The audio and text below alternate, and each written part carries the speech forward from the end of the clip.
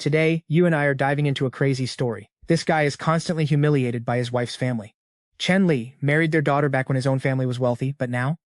His mother-in-law absolutely despises him. She thinks he is incredibly weak and completely talentless. Enter Ming Hao. This wealthy guy just told the mother-in-law he deeply regrets not recognizing her brilliant daughter earlier. He insists she should have married him. Ming Hao, a wealthy family friend, also hates Chen Li. He even offers him cold hard cash to leave Chu Qingyan. But what they do not know is that Chen Li is no loser. He has been training in secret for the last 10 years. Only his family knows, and today is the day. He finally unlocked his hidden powers. The exact same day his strength awakened, Ming Hao insulted him again. So, Chen Li simply grabbed the guy's hand and crushed it.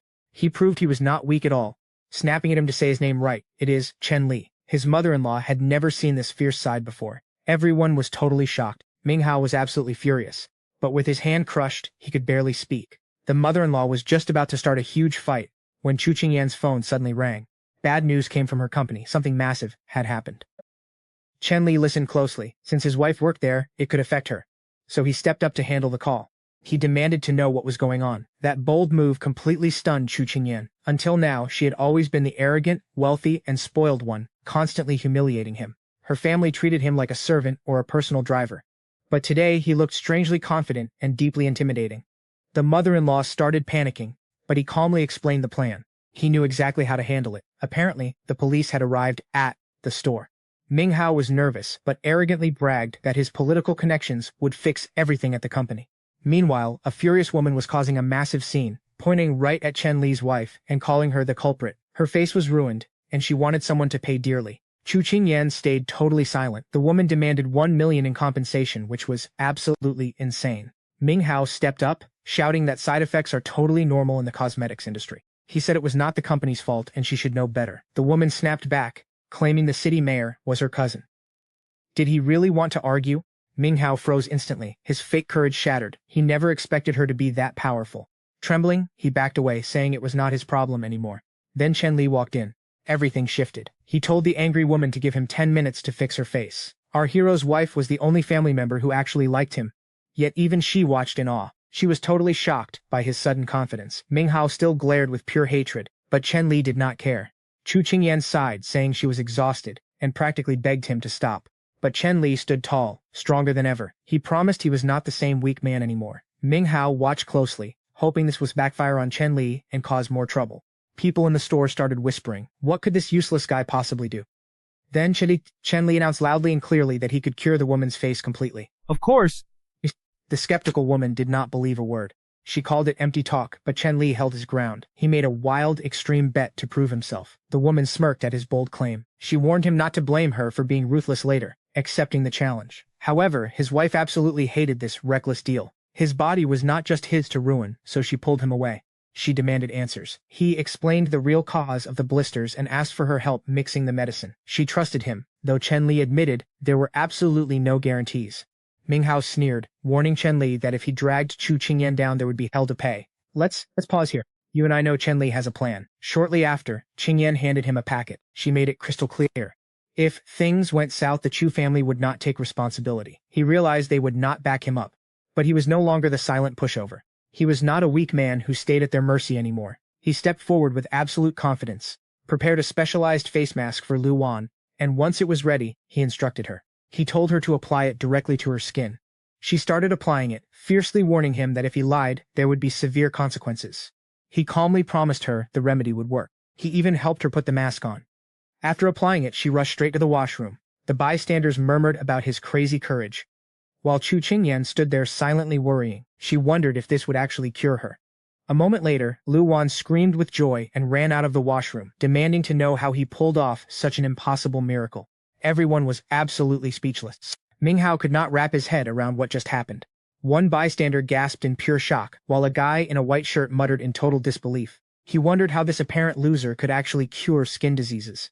Chu Qingyan stepped forward, completely confused, asking how on earth he managed it. He just casually mentioned he studied medicine. He learned it back in high school. Lu Wan hurried over, asking if he could treat other illnesses too.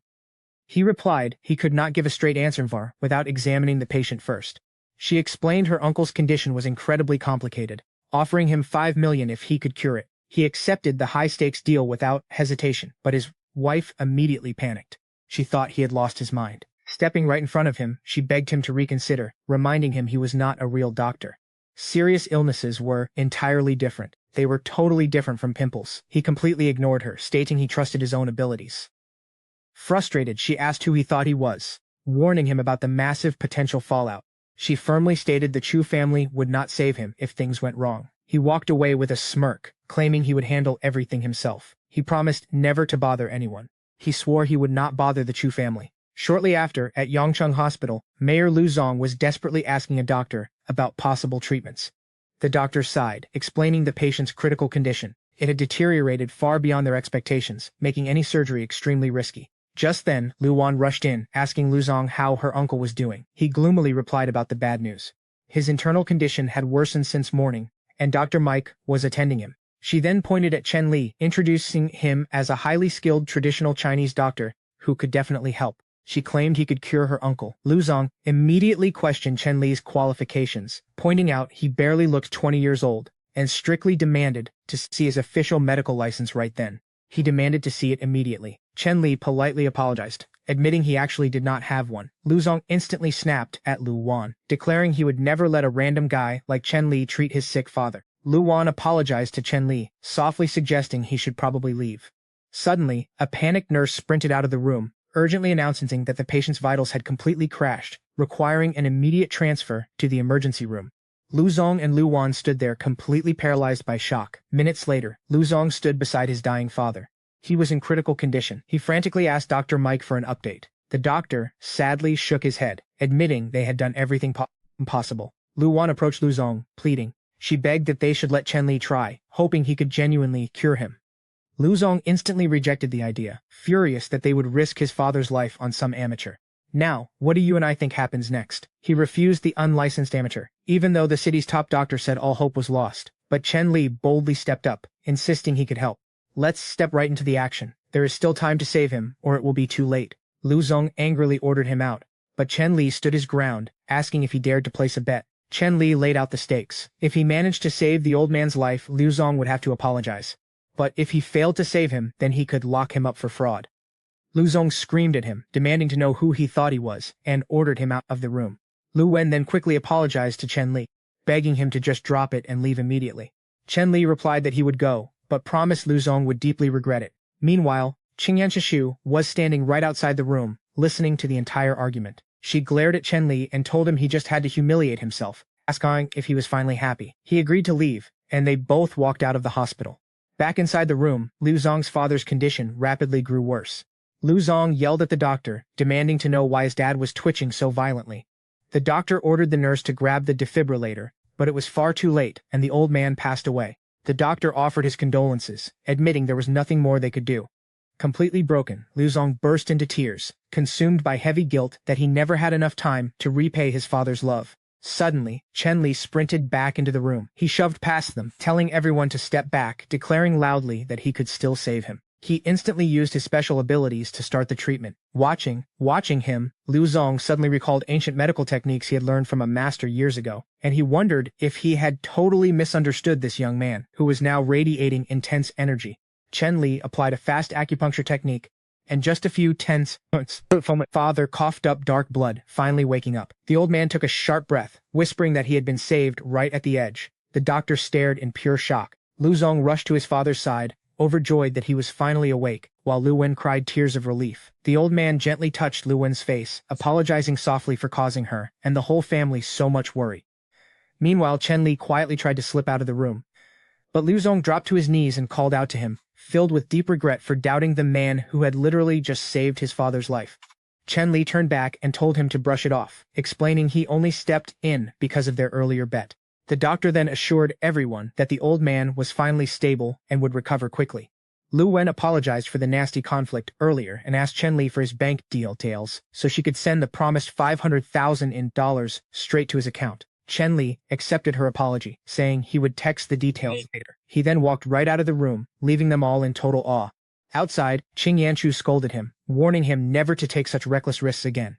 She wrote the miracle off as pure luck. Chen Li smiled, realizing he definitely gave her the wrong impression entirely. Across the hall, Meng Hao watched the whole scene unfold, absolutely burning with jealousy. Later that night, when they finally got home, Han Yingxiu asked her daughter if the crazy hospital drama had scared her. The girl just brushed it off, assuring her mom everything was fine now. Chen Li started heading to his room, but Han Yingxiu quickly blocked his path. She snapped at him to stop standing around and start cleaning the house. She claimed she was exhausted and went straight to bed. Chen Li quietly finished up all the household chores. When he finally wrapped up his work and entered his room, he froze in surprise. Qing Yanchu was sitting on his bed in her sleepwear. At first, he thought she was just doing yoga. Out of nowhere, she mentioned hearing some guy calling him a complete creep. Chen Li took a deep breath. He explained he was changing clothes that morning and simply forgot to lock the bedroom door. That girl had barged in by total accident. She sighed heavily and asked if that was really the whole truth. He nodded. Stick with me, the drama is just starting. She warned him to be careful, knowing the family's terrible tempers, and then dropped the news that a massive family dinner was happening tomorrow, and he had to come. Hearing this shocked him, but he immediately agreed to go anyway.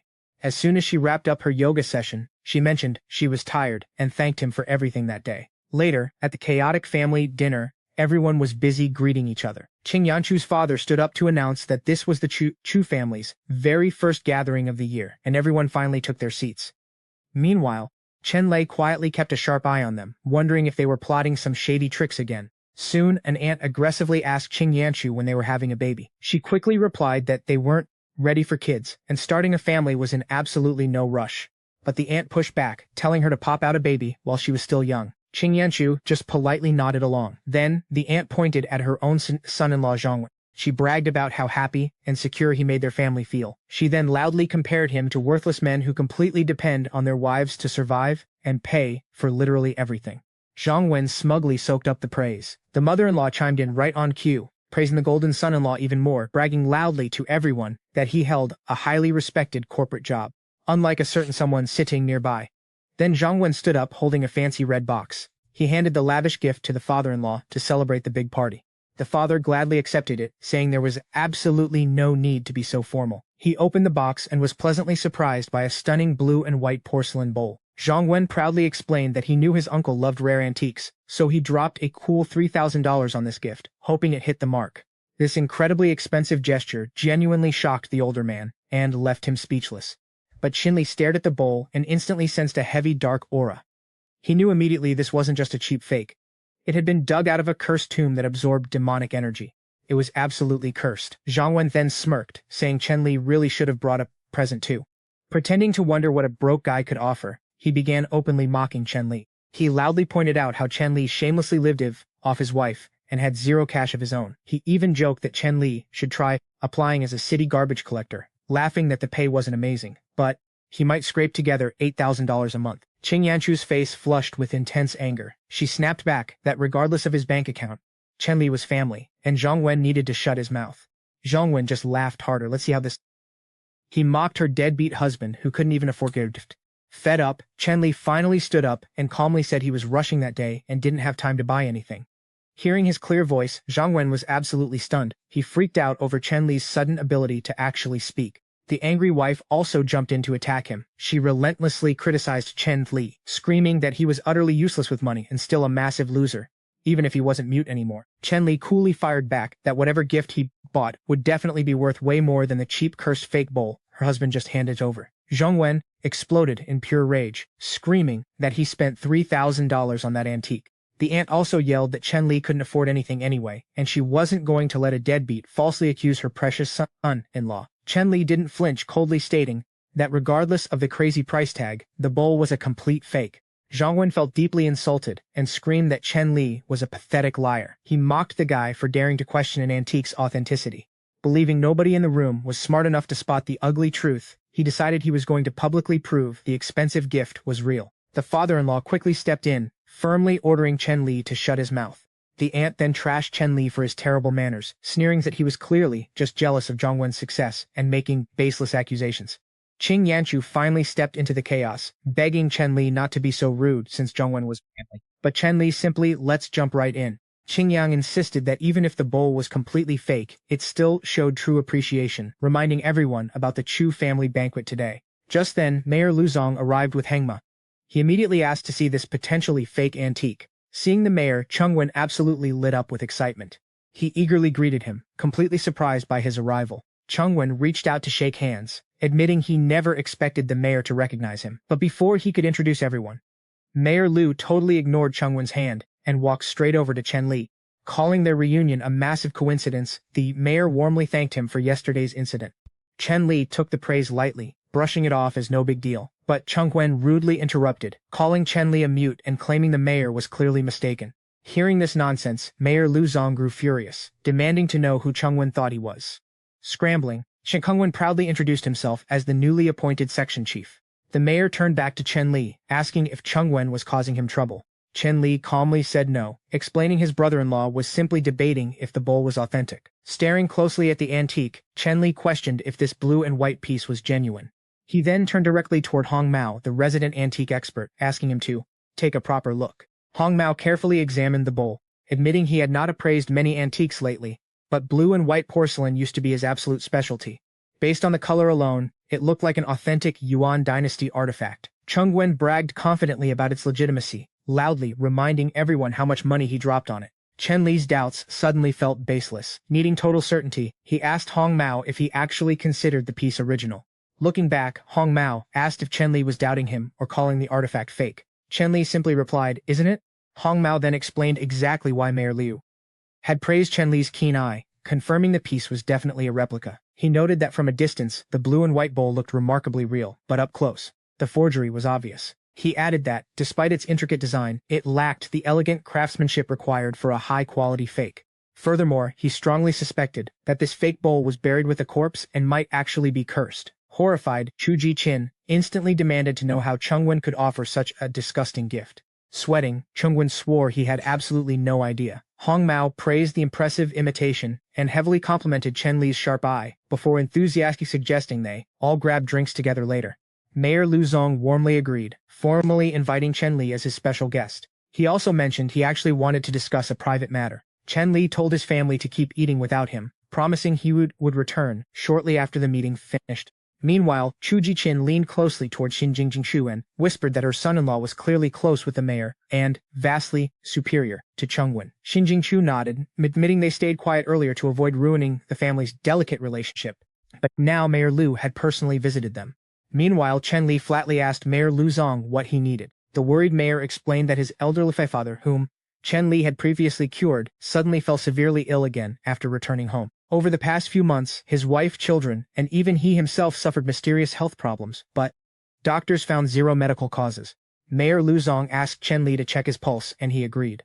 Chen Li felt the mayor's wrist, quickly realizing, "Stick with me, things get crazy here." He instantly knew his dark suspicion was correct. Mayor Lu frantically asked what he found. Chen Li said not to worry and assured him he knew exactly how to handle it. He promised to visit the mayor's house after dinner to fix everything permanently.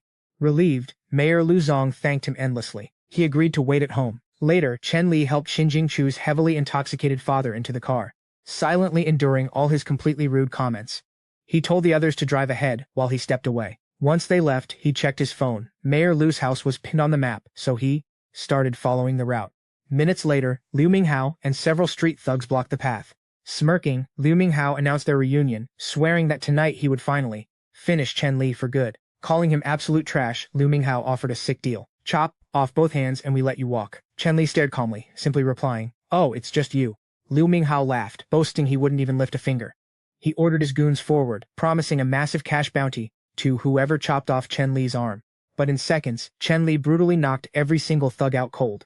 Liu Minghao stood there completely paralyzed, panicking over how this supposed loser suddenly possessed such terrifying raw power. Chen Li beckoned him closer with one finger. Terrified, Liu Minghao screamed refusal and instantly sprinted away. Taking a deep breath, Chen Li quietly muttered, "Well, Mayor Lu Zong's estate is probably this way." Following the path, he arrived and rang the doorbell. The mayor yanked the door open, exclaiming he had been anxiously waiting for him, hurriedly rushing him inside.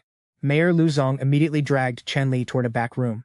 Walking in, Chen Li realized this haunting situation was much worse than expected, yet he followed without hesitation. Stepping into the pitch-black bedroom, the terrified mayor begged to know what was happening, crying that little Xiao Zai had fallen violently ill again. Inside, an unbelievable shocked that Xiao Zai was literally levitating in midair, Chen Li listened as Mayor Lu Zong desperately begged him to save his dying son. Chen Li told him not to worry, promising to save the boy. Simultaneously, he noticed a strange dark shadow lingering behind Xiao Zai.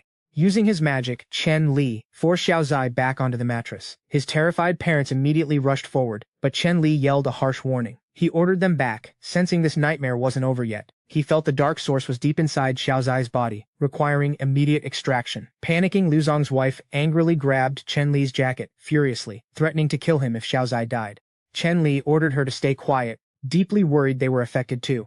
Knowing he had to act fast, Chen Li unleashed his needle magic again. Miraculously, Xiaozai regained consciousness, weakly calling for his mother. She instantly rushed over. Chen Li assured them Xiaozai was safe, but they still needed to locate the evil source.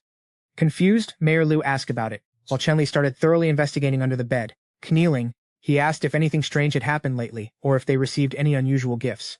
Mayor Liu Zong replied that absolutely nothing unpleasant had occurred recently, except for a pair of stone lions placed by the entrance. Chen Li instantly sprinted outside, ignoring Mayor Liu calling from behind.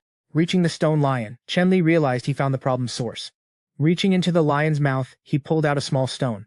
Mayor Liu asked if that tiny rock was the actual problem. Here's the truth, Chen Li explained. This stone held a powerful evil attachment. Placed at the entrance, the family absorbed its dark energy daily, eventually causing them to. You and I are going to see exactly how this unfolds. Chen Li warned them about the danger. Moments later, Liu Zong's wife rushed out, endlessly thanking him for saving her son's life. Apologizing for his previous rude behavior, he assured Chen Li that as long as the child was safe, nothing else mattered. Liu Zong also expressed his deepest gratitude and offered to send a private driver to drop Chen Li home. But right before he left, a sudden thought struck Liu Zong. He asked if Chen Li wanted to open a medical clinic. Chen Li was completely taken aback by the generous offer. Liu Zong explained that funding this healthcare clinic was simply his way of showing gratitude. Humbled, Chen Li accepted it. He figured helping more people was never a waste of time, and his parents would definitely be proud. On the drive back home, Chen Li suddenly ordered the driver to stop the car. The surprised driver slammed the brakes, then noticed a lone woman standing by the road. It was Qingyan Chu, waiting alone late at night. The driver joked about Chen Li's sharp eyesight. He casually mentioned what a stunning woman she was. Seconds later, another girl walked up in a gorgeous black dress, instantly grabbing the attention of everyone on the street. She quickly apologized for keeping Yin Chu waiting in the dark. Chen Li figured she was just meeting her best friend and thought he was overreacting. But then, the two women hugged each other and suddenly kissed. He sat there completely stunned, wondering if she had actually replaced him with another woman. The two girls vanished into a nearby bar, and the driver joked again about Chen Li's intense staring. But Chen Li muttered that the situation wasn't what it looked like. Inside, the girl in the black dress ordered a premium bottle of wine and told Qingyan Chu exactly how much she had missed her. Taking a seat, Qingyan Chu confessed she was totally crushed by work stress lately. Hearing this, her charming friend suggested that they just forget their daily struggles and have pure fun tonight. Qingyan Chu fully agreed, proposing they just get drunk. They raised their glasses for a quick toast. The woman in the black dress brought up Yin Chu's tough spot, fully aware of the crushing pressure to escape her arranged marriage. She offered some sweet apologies and pushed her friend to drink more. Eventually, the stressed Qingyan Chu drank way too much wine and completely blacked out. Seizing the perfect chance, her supposed friend dragged her into a shady hotel room, where Liu Minghao was already waiting inside. He tossed the unconscious Yin Chu onto the bed, muttering that she could not blame him. The second the friend slipped out, Liu Minghao locked the door. Stick with me. This is where it gets incredibly dark. He crept toward the helpless woman, whispering he had no choice, since she refused to divorce that trash. He prepared to assault her and even started recording the awful scene on his smartphone. Suddenly, a loud knock echoed through the room. Liu Minghao demanded to know who it was. Outside, Chen Li loudly claimed to be security. Furious at the sudden interruption, Liu Minghao yanked the door open. He froze, in pure shock seeing Chen Li standing there, with the black dress girl knocked out cold on the floor. He demanded to know how Chen Li tracked them down, quickly begging him not to misunderstand the situation. He frantically claimed Yin Chu was simply drunk and he was just nursing her. Chen Li wasted zero time. He threw a massive punch, sending the creep flying across the room. While the pathetic man lay bleeding on the floor, Chen Li stepped closer, asking in a totally bone-chilling tone exactly how he wanted to die. The terrified man instantly dropped to his knees, begging for his life. He swore he would never cross their path again, desperately insisting he would never pull a stunt like this again, crying that Chen Li had already made him cough up blood. Disgusted, Chen Li told him to get lost and never return. The bruised man instantly thanked him. But the moment he pretended to run away, he whipped around to ambush Chen Li from behind, screaming at him to go to hell. Chen Li effortlessly caught the coward's fist. He coldly stated he had already spared his miserable life twice, yet he never learned his lesson. Now, he brought this on himself.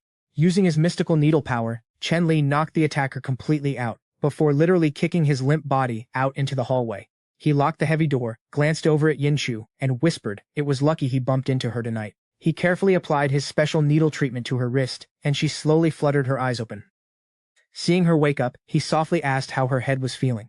"Groggy," she muttered in confusion, then suddenly bolted upright and slapped him hard across the face. Stunned, he protested, shouting he had just saved her life and demanding why she hit him. Furious, she accused him of trying to assault her while she was passed out, completely mocking his ridiculous excuse. Glaring down at her torn dress, she screamed that she wouldn't believe a single word he said. Hurt, he stood up and walked out, firmly stating he never touched her, whether she chose to believe the truth or not. He slammed the door shut behind him. She kept throwing bitter insults, staring directly into the camera lens. A short while later, Chen Li was chilling on a quiet park bench when his mobile rang. He answered it, and Liu Xin eagerly asked if she was speaking with Chen Li. Recognizing her familiar voice instantly, he confirmed it was him.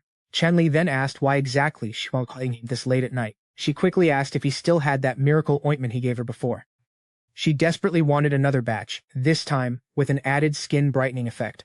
Chen Li casually asked exactly how much explaining he would need to head back home to mix the formula. She suggested starting with 200 jars, promising that $2 million would hit his bank account immediately. Stunned, Chen Li agreed, saying creating the batch was no problem at all. However, he honestly pointed out his raw ingredients didn't cost anywhere near that much. Liu Xin warmly explained her cousin mentioned his plans for a new medical clinic and how opening one would require serious cash. She happily wanted to become his primary sponsor. Smiling, he thanked her for the incredible generosity. Meanwhile, an exhausted Qing Yinchu finally arrived back home and sat alone, anxiously waiting for Chen Li. The heavy grandfather clock chimed, echoing that it was already 1 in the morning. Realizing how incredibly late it was, she kept wondering why he hadn't returned. Maybe he was furious because she completely misjudged him. Earlier today, just as guilt started creeping into her mind, he quietly walked through the front door. Trying to slip into his bedroom completely unnoticed, he sneaked past. But she suddenly asked why he stayed out so incredibly late. He bluntly replied he had business to handle. Regretting her tone, she told him to just pretend she never asked, and awkwardly tried to change the subject. Stopping in his tracks, he asked what was wrong with her tonight, clearly sensing something was off. As he slowly headed toward his bedroom door, Yinshu looked miserable, terrified that she was about to get fired from her corporate job. Apparently, several jealous colleagues had been constantly complaining to their senior managers about Liu Xin, and the upper management had already cornered her multiple times, practically begging her to just resign. Chen Li gently tried to calm her racing heart. He softly promised that, even if she quit that toxic job, everything would be totally fine. He swore he would handle their finances. But she remained terrified, asking who would support the family if she lost her income, especially since landing a fresh job nowadays was nearly impossible. Chen Li walked over, sat down on the plush sofa right next to her, taking a slow sip of hot tea. He asked if she remembered the day he treated Mayor Lu's dying father at the hospital. She nodded yes. Then he proudly explained he had saved Mayor Lu's family once again, and to repay the massive favor, they offered him an entire medical clinic. He mentioned earning solid cash from curing wealthy clients recently. So, what do you and I make of this? If she was ready, she could co-run the place with him. He urged her to stop stressing. Thinking about the clinic, she deeply appreciated his comforting words. As he headed upstairs, he mentioned the clinic wouldn't be opening for a while anyway, so he was going to catch some sleep. He suggested she take her time to think it over and just let him know whenever she was ready. She stood there, realizing she really should have thanked him for making her feel so much better. Deep down, she finally admitted to herself that she had completely misjudged him all this time. She even wanted to apologize. Now you and I are about to see things get interesting. The next morning, a loud knock woke Chen Li. He hurried downstairs, convinced someone was bothering his wife again. He swung the door open and found Tan Zijian, a mutual college friend of theirs. Without missing a beat, she asked what on earth he was waiting for and marched straight into the house. She immediately started complaining about the marriage. She called his wife a beautiful flower stuck in the mud, mocking him like a toad trying to eat swan meat. Chen Li just quietly thought to himself. He knew her showing up was bad news, remembering all the relentless drama she caused back in college. Then she yelled out for Qin Yanshu to hurry up because they were heading out right now. Soon they all headed out. Chen Li took the wheel while the two women sat in the back. When his wife asked where they were actually going, Tan Zijian simply smirked and said it was a surprise. She pointed out the directions until Chen Li finally pulled up in front of a massive, luxurious building. Tan Zijian bragged that this was an exclusive, high-end auction meant strictly for the rich and famous elite. It was literally the tallest skyscraper in the entire city. She handed her VIP pass to the security guard, casually mentioning the driver was with them, and strolled inside. Then, she eagerly explained the rules. The absolute best part was the raw jade auction. You either doubled your investment instantly or lost everything.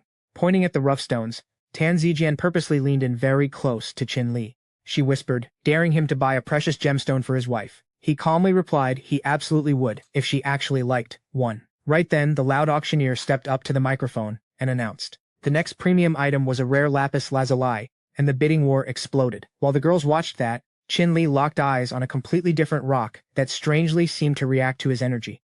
He slowly reached out to touch its rough surface. Meanwhile, Tan Zijian nudged her friend, whispering that her broke husband had promised to buy jewelry today, and they really needed to keep an eye on him. They had to see if he was bluffing. She swore that if he lied again, she would absolutely destroy him. Qin Yanchu just tried to calm her friend down, looking around to see where he went. He was already holding the rugged rock, casually asking the salesgirl for a price. She glanced at it and laughed, explaining it was just leftover scrap from the bottom of the barrel. So it was cheap. Only 100 yuan. Chen Li dug into his pockets, pulled out some crumpled cash and loose coins and handed it over. He calmly asked her to cut the rock open. Tan Zijian was absolutely horrified. She could not believe he was literally digging through the bargain bin. He was acting like a total loser, completely humiliating them in public. She angrily wondered why he even bothered bragging about opening a clinic. She screamed at him, demanding to know how he could try to impress his wife pocket change. But the second the salesgirl sliced the stone open, the sheer shock of what saw silenced everyone. She stood there paralyzed. The salesgirl gasped, yelling that it was cut, and the inside was flawless, vibrant green. A massive crowd instantly swarmed around them, completely mesmerized by the brilliant glowing color of the jade. Everyone agreed it was the most insane jackpot ever pulled from the scrap pile. Pure, unbelievable luck. Wealthy buyers immediately started shouting huge offers, but Chen Li firmly reminded them he already owned it. He paid for it fair and square, so it was his. One frantic investor begged to buy it for 300,000 yuan, throwing in a bonus gift. Meanwhile, another desperate guy countered with 500. That offer came with extra perks. Suddenly, Tan Lao stepped up. He was Tan Zijian's powerful father and the president of a major jewelry empire. He confidently declared that the flawless gemstone was worth at least 500,000 minimum. He looked at Chen Li, asking who he was, before proudly introducing himself as the legendary Jade King of the city. Without hesitation, the old master dropped a massive, undeniable cash offer. A staggering 5 million yuan. Chen Li casually shrugged and said he bought it as a gift for his wife, so the boss needed to negotiate with her. Tan Zijian was practically speechless in complete shock. Let's pause right here. Can you imagine her embarrassment? She stared at her father, whispering she had never seen anything like this. Qin Yanchu gently held the stone, stating that premium jade always belongs in the hands. It belongs with those who truly understand its worth. She politely added that it was an absolute honor to meet the famous Jade King in person. The older man let out a warm laugh and smiled broadly. He praised her for being so well-spoken. He promised his assistant would wire the funds later, then politely asked if he could examine the incredible gemstone they had just uncovered. Without a second thought, Chen Li handed it over, casually joking that it was just a completely ordinary piece of rock. His wife quickly interrupted, nervously explaining that the stone was actually a highly curated item, especially when it was being evaluated by someone as legendary as Mr. Tan Lao. The old man chuckled gracefully, explaining that wrought jade is still just a rock, real or fake. The only way to truly know its market value is to look inside. His bitter daughter scoffed, telling Chen Li he was just a total rookie gambling on dumb luck. She arrogantly pointed out that the new stone he grabbed was actually her father's personal favorite from the entire collection. There was no way he could fake his skills here. She crossed her arms, threatening to expose him very soon. Just then, an appraiser walked out from the back room and loudly announced the final test results. It was completely worthless scrap. Tan Zijian completely lost her mind, demanding to know how that was possible, since her dad never made mistakes. But her father humbly smiled, admitting the young man was totally right today. He looked straight at Chen Li, mentioning his company desperately needed sharp jade experts. He offered him a massive opportunity to come work for them. Chen Li opened his mouth to respectfully turn him down, but then, the old master held up a hand, telling him not to rush an answer and to really think about it. He told him to share his final decision later, and gracefully walked away. Furious, Tan Zijian demanded to know if her father was actually serious about hiring a loser. He just glanced back and asked what she honestly thought. Fast forward a bit. Chen Li was relaxing in this passenger seat, while his wife drove them silently back home. She finally asked when he learned how to gamble on raw jewelry stones. He casually replied that picking it up from books was super easy, offering to teach her later. She just rolled her eyes and shot him a disgusted look, completely ignoring his joke. She demanded to know if he had been lying to her face this whole time. Why on earth did he pretend to be a mute, helpless loser for all these years? Then she softly asked when he was going to take her out again. He cluelessly suggested next Saturday. She sighed, thinking to herself that her husband was a total idiot who didn't even understand that she desperately needed some romance and attention right now. Meanwhile, Chen Li was lost in thought, remembering a strange old man. The man promised that if he trained with a secret ancient book, he would become legendary in a decade. That mysterious old guy had handed him the book, warning that blocking his energy to forge his inner aura would literally take a century. He called it his ultimate destiny, proudly declaring that the fate of everyone rested on his shoulders alone. The elder had promised they would cross paths again. Snapping back to reality, Chen Li quickly promised his frustrated wife that he really wasn't lying to her, and he definitely wasn't a coward. She waved it off, saying he didn't need to explain himself. But then she softly asked why he actually agreed to marry her back then. He smiled and asked if she still remembered a certain memory. Let's take a look at exactly what he meant. The scene flashed back to college, where a vicious bully was mercilessly tormenting Chen Li. The jerk dumped hot soup right on his head, brutally mocking his food, while the boy sat there, completely paralyzed. Out of nowhere, Chen Yanchu stepped in. She fiercely kicked the bully away, screaming at him for picking on someone so weak and defenseless. Snapping back to the quiet car, her eyes widened. She told him that she suddenly remembered everything. Chen Li just nodded warmly. He confessed that when she randomly asked him to marry her right after graduation, he was genuine care at all, even though he fully knew she was only using him to fix a problem. You and I are jumping right in. There is a shield, she asked if he ever felt angry with her. He simply replied, how could he ever be mad at her? He said that the Chu family had never wronged him, and neither had she. In his heart, he had always considered her his true wife. He thought to himself, damn, why did I just say that? Panicking slightly, he quickly changed the subject and announced he was opening his new medical clinic tomorrow. He suggested she should come over and check it out. She asked if he was playing a joke, but he promised her that he was completely serious about it. She added that saving people's lives is not as simple as he might think. He told her not to worry at all, explaining that he would only be treating common everyday illnesses. She just turned her face away and muttered that if something went horribly wrong, nobody was going to jail for his mistakes. He started wondering why he failed to see that she was actually worried about him. The scene then shifts to Chen Li's brand new clinic opening ceremony the very next day. Chu Qin remarked that the Chu family's son-in-law was quite impressive. She admitted she had no idea when Chen Li even became a doctor. Her husband just laughed out loud and agreed, stating that even if Chen Li opened a clinic out of nowhere, he absolutely should not scam people. Chu Yanchu's father stepped in right then, telling everyone to calm down and stop worrying. He explained that their son-in-law was a man of many hidden secrets. He heard Chen Li recently helped out Mayor Lu's family, and the mayor himself insisted on helping Chen Li launch this very medical practice. He could not possibly say no to that offer. He then suggested that everyone should grab some tea and snacks. However, Cheng Wen stepped up to challenge Chen Li, directly asking if he thought everything would be perfectly fine, just because he knew Mayor Lu. He mocked Chen Li for daring to start a clinic and called him insane. Chen Li calmly replied that he really did not understand how a simple medical clinic could possibly be dangerous to anyone. Cheng Wen snapped back, telling Chen Li to remember his proper place. He angrily reminded him about the embarrassment he caused in front of the mayor last time. Just at that moment, Mayor Lu actually walked in to congratulate Chen Li on launching his new health center. Lu Wen offered her praises too, and Chen Li warmly thanked them both. His family members stared, completely shocked to see the mayor standing right there. Cheng Wen remembered making a toast with Chen Li at the banquet. He was utterly stunned that Mayor Lu personally came to offer congratulations. He started to wonder what kind of secret relationship they actually shared. Lu Wen admired the facility, and Chen Li welcomed them inside with a warm smile. Chu Yanchu quietly pointed out that Cheng Wen was acting super sarcastic earlier. Now, that guy was completely silent. A few moments later, they all heard shouting outside the doors. A man was desperately begging someone to save his son. Mayor Lu turned around, asking what the chaos was about. Everyone rushed out to see what was happening. They spotted a panicked man clutching his young boy, screaming at the top of his lungs for help. Chen Li immediately stepped up, ordering the massive crowd to back away. He shouted that he was a doctor. He quickly examined the terribly sick child, Hulong. Chu Yanchu grew incredibly anxious for the boy and told the father to rush him to the hospital. Chen Li's father-in-law agreed, hinting that Chen Li probably lacked the skills to save him. Chu Qin snickered, saying it looked like the brand new clinic was destined to shut down on day one. But Cheng Wen told everyone to hold on and see exactly how this whole disaster would play out. Crying uncontrollably, the father begged Chen Li to save his precious boy. Chen Li made a firm promise to heal the child and ordered them to bring the boy inside immediately. Stick with me here, this gets intense. They carried the boy inside. Chen Li used his special abilities to scan the kid's body. He noticed severe stomach and instantly realized the poor child had been poisoned. Chen Li quickly asked what the little boy had eaten earlier.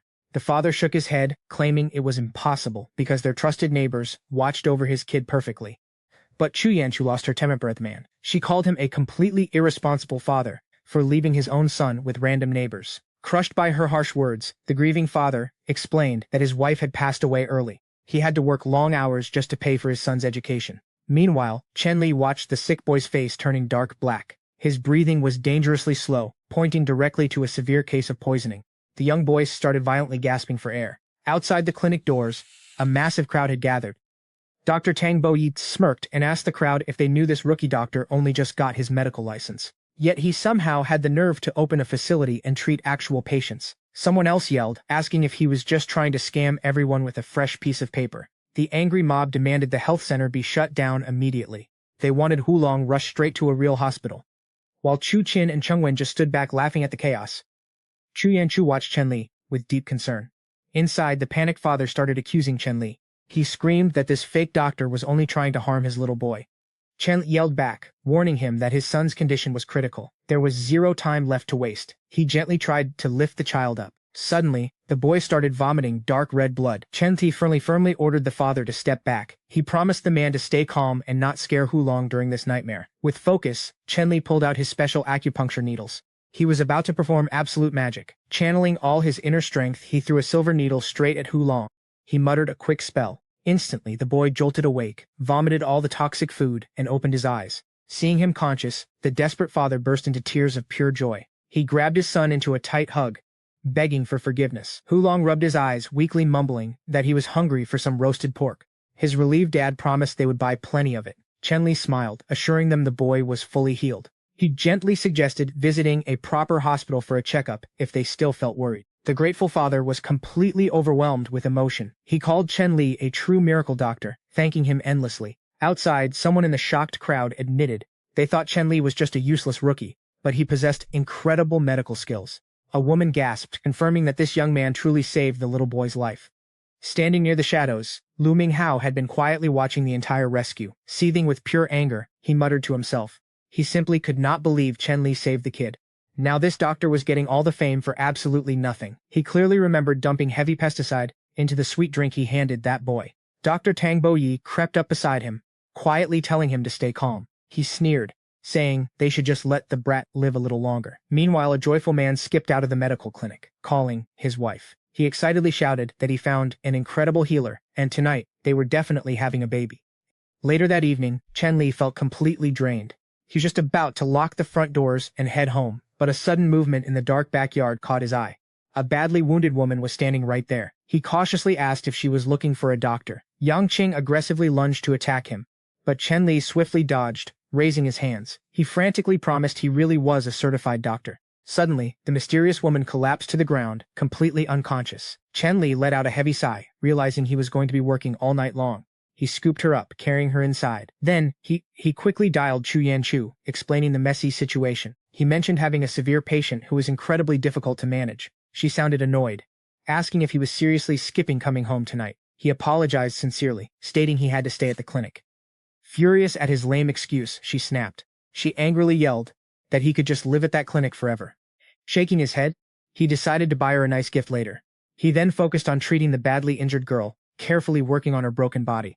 We are about to uncover a massive secret. He pulled a bullet straight out of her silver necklace. Looking closer, he instantly recognized the logo. MI-19, the deadly 9th Division. He froze, wondering what this dangerous connection actually meant. In her dreams, Yangqing envisioned the different branches of MI-16.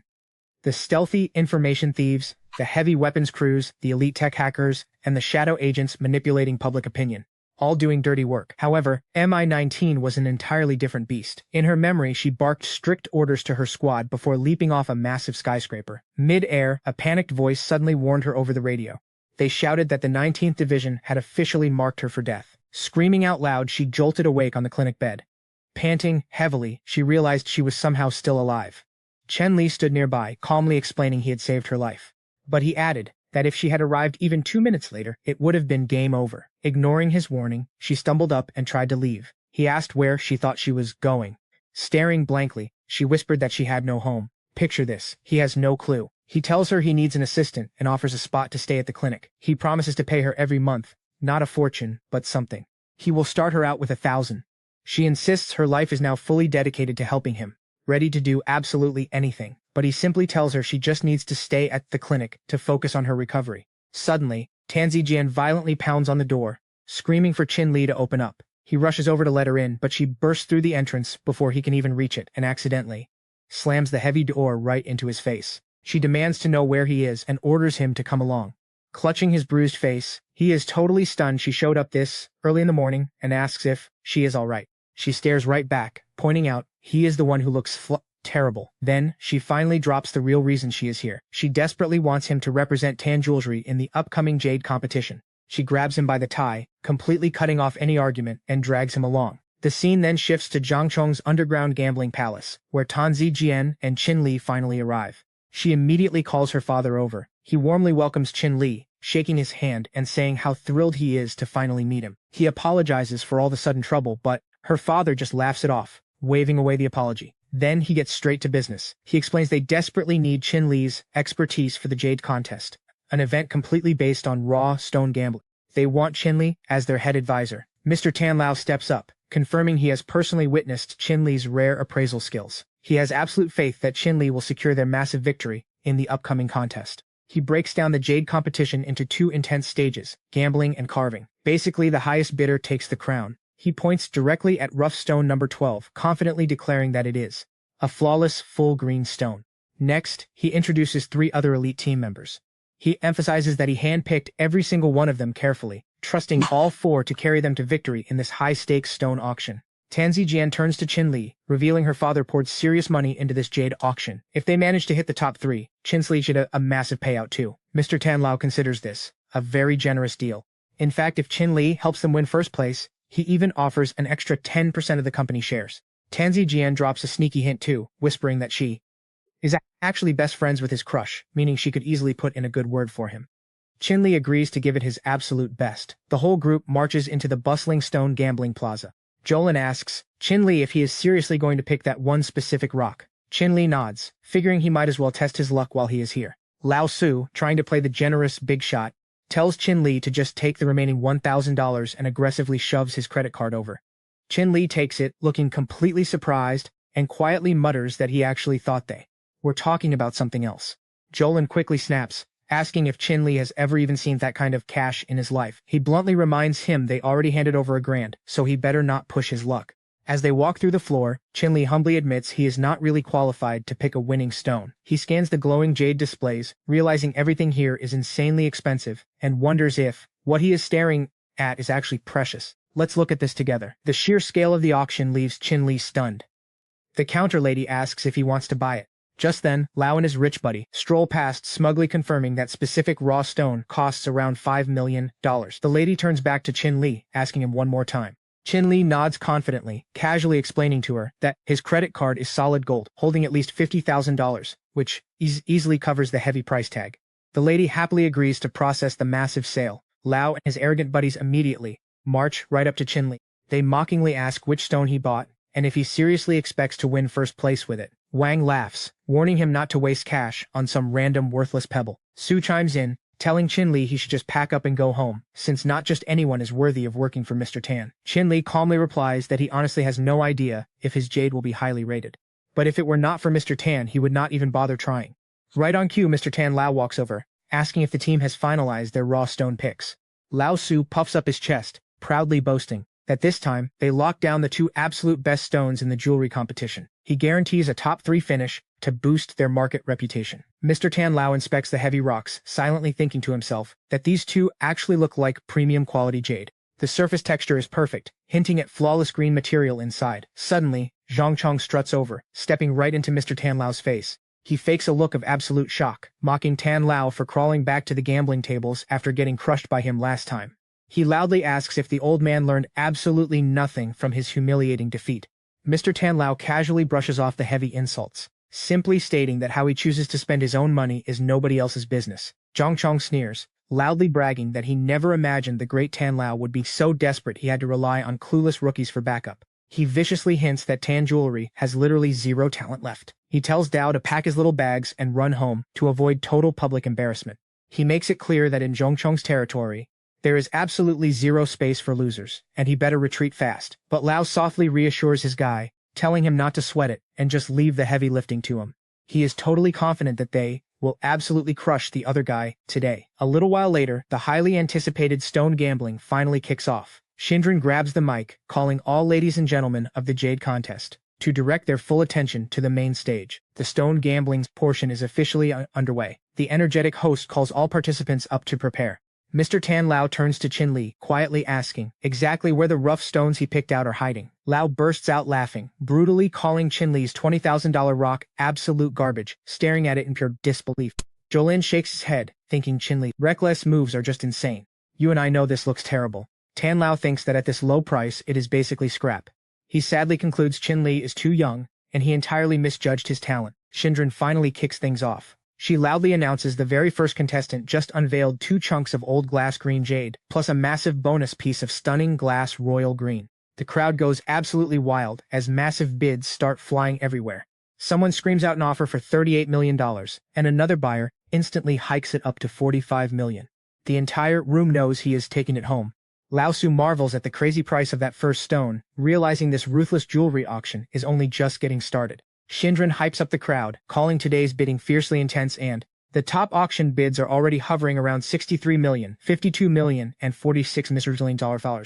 Finally, it is Mr. Tan's turn to step up. He is the absolute last contestant to present his raw stones. Su snatches a rock from the podium, entirely convinced it is packed with flawless green jade. Chen Li simply watches, thinking those millions just went down the drain. When Lao Su's expensive stone is finally sliced open, the entire crowd gasps in shock. Inside is nothing but completely worthless gray junk. Lao Su stands frozen, practically hyperventilating, as he demands to know how his $5 million masterpiece vanished into thin air. Nasty whispers instantly ripple through the giant crowd. One guy laughs, asking why they brought literal garbage to an auction. Another jokes that with terrible vision like that, it is a miracle Su is even alive. Shindran grabs the mic, admitting she never in a million years expected the most expensive raw stones to turn out completely worthless. She calls it a massive, humiliating disappointment for Tan Jewelry. Mr. Tan drops his head, accepting they are totally ruined. Just then, Chen Li slowly stands up, but Shindran holds up her hand. She announces there is actually one final rough stone left to cut. Mr. Tan violently grabs Chen Li's arm, begging the kid not to walk up there and publicly humiliate himself even more. Completely ignoring him, Chen Li has his cheap rock sliced open. Suddenly, Shindran makes a massive, screaming announcement. She reveals it is flawless imperial green jade. She explains that this totally normal-looking stone somehow contains the rarest imperial green on Earth. She honestly thought the competition was dead. Lao Su frantically screams that the scrap rock only cost 20 grand, but it is pure solid green. They just hit the ultimate jackpot, and Mr. Tan, let's step right into the action. Pathan assumes Chen Li could have won for Tony Jewelry with $5 million. Suddenly, she screams, demanding to know what Chen Li is doing as he starts cutting the jade once more. Mr. Tan rushes over to stop him but freezes in pure shock at the sight of another jade inside. Shenran simply cannot believe her own eyes, asking out loud what she is even looking at. It is a hidden piece of extremely rare blood jade. The last one of this kind sold for a massive $1 billion. The entire crowd falls absolutely silent in pure shock as Chen Li carefully wipes it down. He pulls it out safely and declares this as Mr. Tan's final entry. Shenran proudly announces that this is a highly rare natural blood jade, a gemstone that takes thousands of years to actually form. She claims that just seeing it is worth more than a lifetime. A massive bidding frenzy instantly kicks off. Someone shouts out $90 million, another raises to $100 million, and then another steps up. The offers fly until someone shouts $200 million. Meanwhile, Zhang Jun's mutters that this guy actually found a super rare blood jade. His grandfather coughs heavily, complaining that he is getting weaker by the minute. He has no idea if he can even hold on much longer. Then, the gemstone sells for an astonishing $2 billion. Shentran excitedly congratulates Tan Jewelry for securing the massive victory with that $2 billion auction price. She calls the entire competition truly mind-blowing, adding that this $2 billion sale will go down as a legendary achievement nobody can beat. Filled with gratitude, Mr. Tan deeply thanks Chen Li for everything. He admits that without him, the reputation of Tan Jewelry would have been completely destroyed. He apologizes for ever doubting him. Chen Li smiles politely and tells the older man that he did not take any of it personally. As a friendly gesture, Chen Li announces he will give all the money from the jade sale straight to Mr. Tan. Just then, Tianjing steps in, strongly insisting that Chen Li is the absolute star of their show. She points out that he is building a huge reputation in this competition. Chen Li agrees they will build a strong presence in Jiang province. Right then, a bald man walks up and hands him a special invitation. The man says Zhang Jian, one of the contest organizers, is calling him to the Zhang family estate for a mandatory meeting. Chen Li gets into the car, his mind racing with thoughts about Zhang Jian along the drive. Before long, they arrive at the massive Zhang family mansion. A security guard informs Zhang Jun that Mr. Chen is here. The older man leads the way, politely asking him to follow, and then gently knocks on the large door. He proudly announces that Mr. Chen has arrived. Zhang Jian quickly opens the door, looking thrilled to see him, and waves him inside. Chen Li politely apologizes for arriving on such short notice and casually asks about the occasion. Junjin plays down the overall importance of this meeting, stating he is simply curious about one specific detail. He brings up the fact that even after finding that first layer of jade, Chen Li still chose to cut deeper. He asks if he secretly knew the blood jade was hiding inside. Chen Li explains that the moment he grabbed the stone, he felt a strange warmth radiating into his hand, making the entire thing feel incredibly unusual. He says pure curiosity forced his hand to cut it. Zhang Jian nods in understanding, then directly asks him to track down another blood jade. Suddenly, Zhang Jian's elderly grandfather Zhang Gong starts coughing uncontrollably in the background. Chen Li studies the old man very carefully. Zhang Jian leans in and asks if he notices anything strange about his grandfather's sudden illness. Chen Li does not hold back, honestly replying that the medical condition looks extremely serious. He needs immediate help. Jun Jian looks visibly surprised by Chen Li's deep medical knowledge. Chen Li reveals he actually runs a medical clinic back in Yongqiu and politely asks for permission to check the old man's pulse. Zhang Jian quickly asks if he practices traditional medicine. Zhang Gong sadly admits that top doctors have completely failed to find a cure. Seeing his background, the old man agrees to let Chen Li perform a quick medical examination. Chen Li checks his pulse and instantly senses a dark, malevolent aura that is practically draining away Zhang Gong's remaining life force. Realizing the immediate danger, he wastes no time and begins the emergency treatment right then and there. Roughly an hour later, Zhang Gong sighs in relief, saying he feels significantly better. Chen Li clarifies that he only eased the symptoms temporarily. To actually cure him completely, they need to dig deep and find the exact root cause. Let's investigate this together. Jun Jun claims he personally takes care of his grandfather, who rarely even steps outside. Suspicious, Chen Li asks if the family has brought any strange new artifacts or hidden treasures into the house recently. Jun mentions an antique jade pillow. Chen Li instantly realizes this pillow was probably looted from an ancient tomb. He explains that long-term physical contact with tomb items causes severe sickness. Suddenly, it all makes perfect sense to Zhang Gong. He finally realizes why he always felt a freezing chill while sleeping on it. Zhang Jian deeply thanks Chen Li for his medical expertise, adding that regardless of the blood jade hunt, he is completely in his debt now. Chen Li replies that saving lives is simply his duty. He promises he will help them track down the rare blood jade. But he has one big request. Junjun assures him the Zhang family will help without any hesitation. Chen Li pulls out a faded photo of his parents, explaining that they have been missing without a single trace for 10 long years. He admits he has absolutely no leads on their whereabouts. Jun Jian warns that a search like this might take some time, but promises to try his absolute best. Chen Li sincerely tells him he is fully counting on his help. Jun points out that they are actively hunting for the blood jade right now. Chen Li reassures him he will hand it over the second he finds one. Extremely grateful, Jun Jian thanks him and pulls out a bank card. He hands over a $200 million card, calling it an advance payment and a token of appreciation. Chen Li promises to reach out once the jade is secured. He warmly thanks the generous man for his serious commitment. He silently wonders if the wealthy Zhang family can ever reclaim their forgotten glory. He strongly believes this is their only path forward.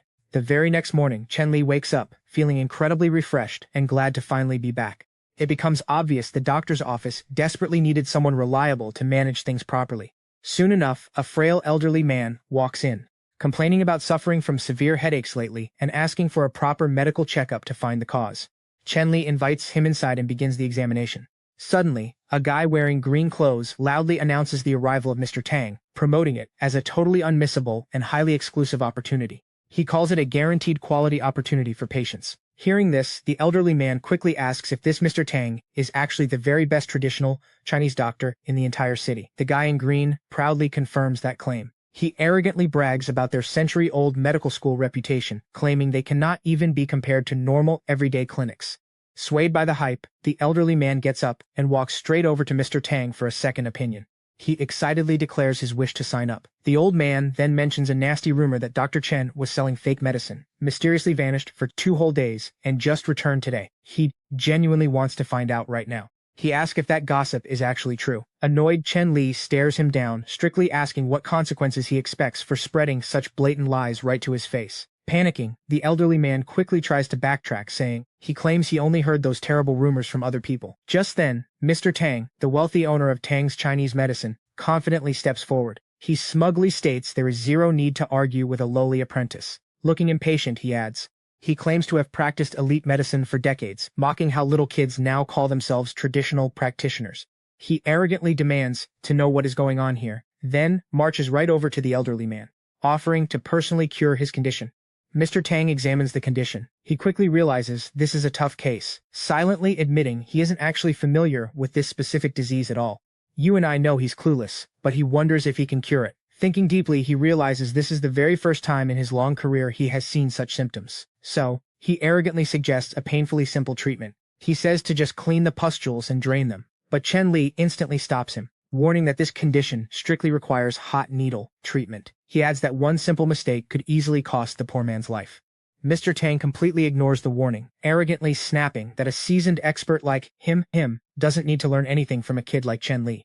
Refusing to back down, Chen Li insists that simply puncturing the patient's infected pustules will not work. He firmly explains that the illness is actually a dangerous variant of viral herpes. Ignoring him, Mr. Tang forcefully presses the painful pustules himself, causing the elderly man to scream in total agony. Now Mr. Tang looks completely confused and panicked. Chen Li orders him to step aside, but Mr. Tang stubbornly argues the patient is under his care, so Chen Li has no right to interfere. Having heard enough nonsense, Chen Li slaps the arrogant doctor hard, furiously scolding his extreme incompetence. You and I are jumping right into a medical showdown. Chen Li grabs his needles, furious that this fake doctor treats patients like tools.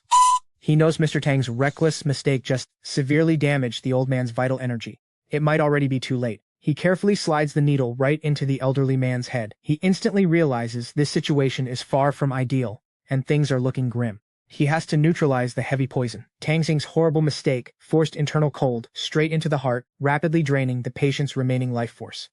This high-stakes treatment is literally his last chance. Moments later, the elderly man finally regains consciousness. Chen Li immediately snaps at Mr. Tang, calling him an absolute disgrace to traditional Chinese medicine. Tang furiously boils over in anger. Tang challenges him right back, demanding to know how some kid dares to question his authority. He declares that whoever messes up first must abandon traditional Chinese medicine forever.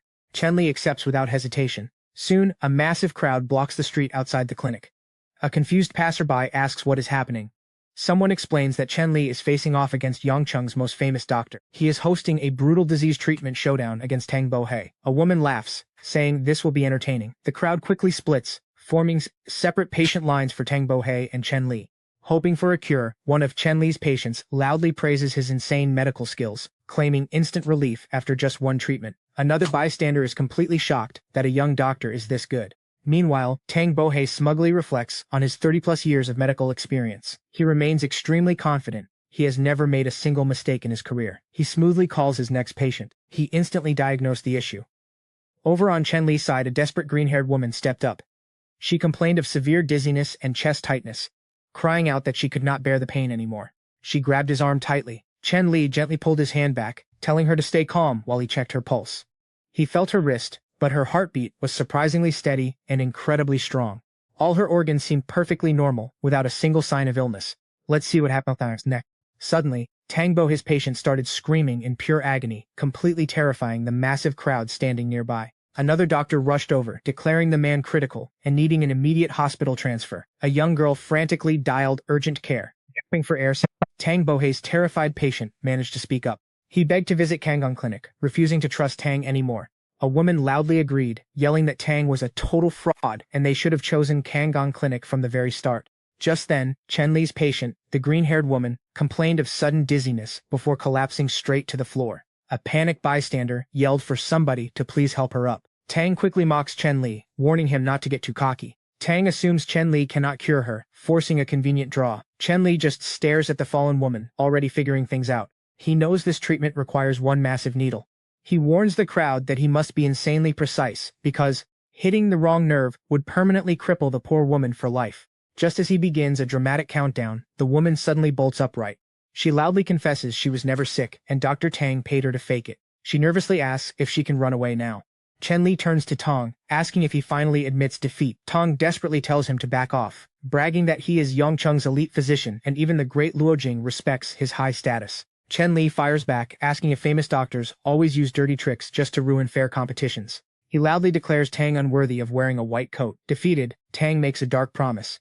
Tang swears he will remember this humiliation and eventually get his brutal revenge. Later, Chen Li heads back inside his clinic. His loyal assistant Lin Chis insists she can handle the messy Tang situation. Chen Li ignores the drama, asking if her own health is fully recovered. She thanks him for caring and confirms she feels perfectly fine, offering to help with anything. Chen Li smiles, telling her she should just relax and recover at the clinic, noting he will need her special skills in a few days. Suddenly, Chen Li's phone interrupts them. He answers, and the caller quickly explains that Mr. Bing authorized her to share the highly classified source of the raw stones. She reveals the precious cargo arrives in Yongcheng in 1 week. Plus, she proposes an exciting new business deal, guaranteeing massive profits for them both. Chen Li agrees to meet up. She promises to text the exact time and location before abruptly hanging up. Meanwhile, a disgraced Tong Bohei is sitting at home, angrily glaring at the local television news broadcast.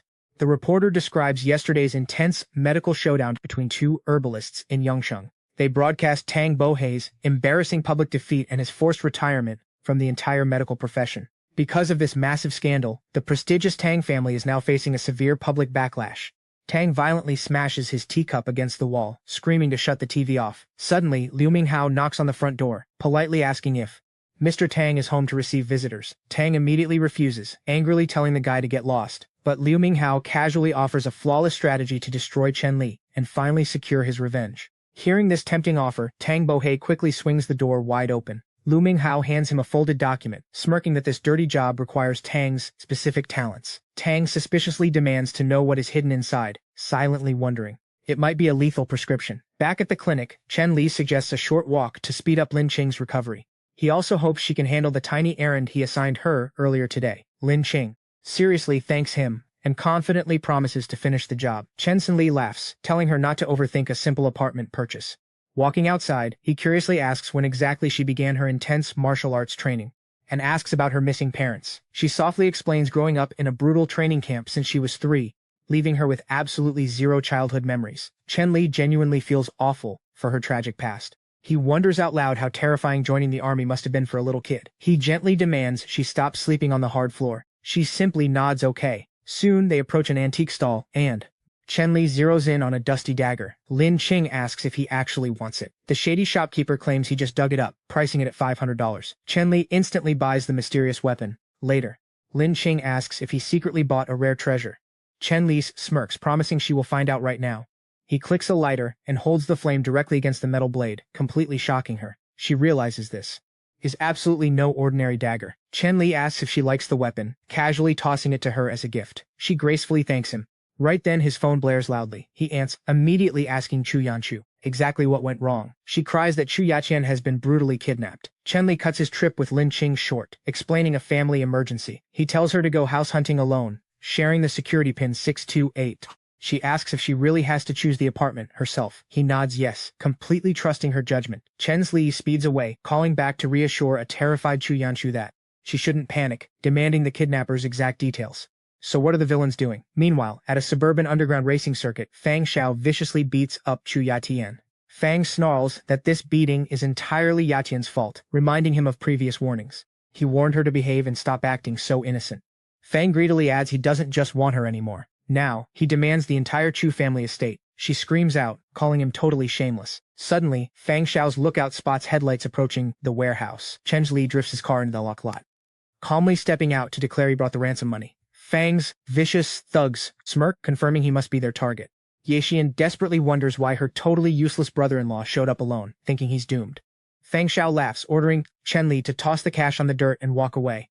Chen Li drops the heavy bag, asking, he actually thought paying the ransom meant Chu Yatian walked free today. He mockingly asks if these street thugs have zero kidnapper honor. The gang erupts in laughter, calling him a pathetic joke. Fang Xiao coldly explains, the Chu family acts way too bold. He makes it clear he is keeping both the cash and Chu Yaqian tonight. He snaps his fingers, ordering a goon to grab the loot. The thug snatches the bag, taunting Chen Li. The nasty thug laughs, promising to have fun with his pretty sister-in-law before mailing her back home. Boiling with rage, Chen Li unleashes a brutal kick, instantly sending the guy flying. You and I are jumping right into the chaos. The gang erupts in anger, and Fang Xiao orders them to destroy Chen Li. But Chen Li effortlessly crushes them all. Shocked, Fang Xiao stammers, asking if he is. Chen Li grabs him by the throat, slams him hard against the ground and winds up for a strike. Terrified, Fang Xiao begs him not to smash his face in. Ignoring the plea, Chen Li delivers a brutal punch anyway. She watches in absolute shock, wondering if this is really her useless brother-in-law. Her mind races to figure out when he became strong enough to effortlessly wipe the floor with Fang Xiao's ruthless goons.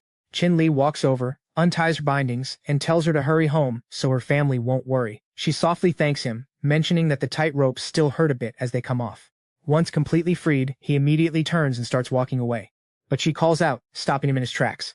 He looks back, asking what is wrong. She hesitates nervously for a moment, before explaining that next month, her university is hosting a sorority event and asks if he would join her.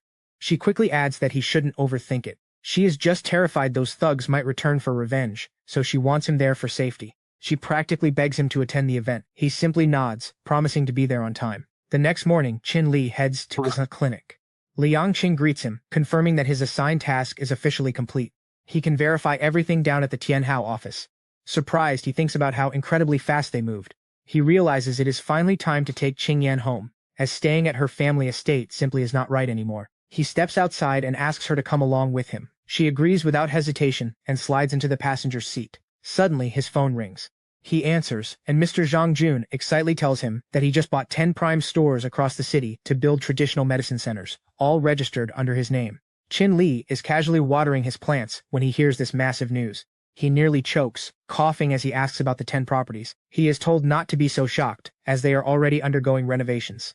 Chen Li expresses his deep gratitude, and Mr. Zhang Jun calls him the greatest benefactor of the Zhang family. He gently reminds him about his pending visit, promising they will purchase a luxury villa for him there. But Chen Li quickly replies that he has already secured a villa and refuses to let him waste money. Later they arrive at the Tianhao building, where staff greet them. Miss Yang immediately steps up, demanding to know why Liang Qing suddenly showed up, and why her usual client isn't with her today. Liang Qing proudly introduces Chen Li, declaring him her boss and the actual buyer of the Sky One estate. Hearing this, Miss Yang raises an eyebrow and asks if he is genuinely purchasing such a lavish property, secretly assuming he is just pretending to be wealthy. She casually mentions that Mr. Xiao also wants the Sky One mansion and is ready to offer it as a gift. She blatantly claims Chen Li's villa has already been resold, bluntly telling them to leave so she can refund their deposit. Boiling with absolute rage, Liang Qing argues that they already paid the deposit, furiously demanding why it was sold to someone else. Smirking, Miss Yang replies that Sky One is their most exclusive property, reserved only for elite clients. Annoyed, Chen Li questions their corporate credibility. Miss Yang sneers, stating that fake rich frauds like him simply don't deserve their homes. Just then, Zhang Chusho arrives.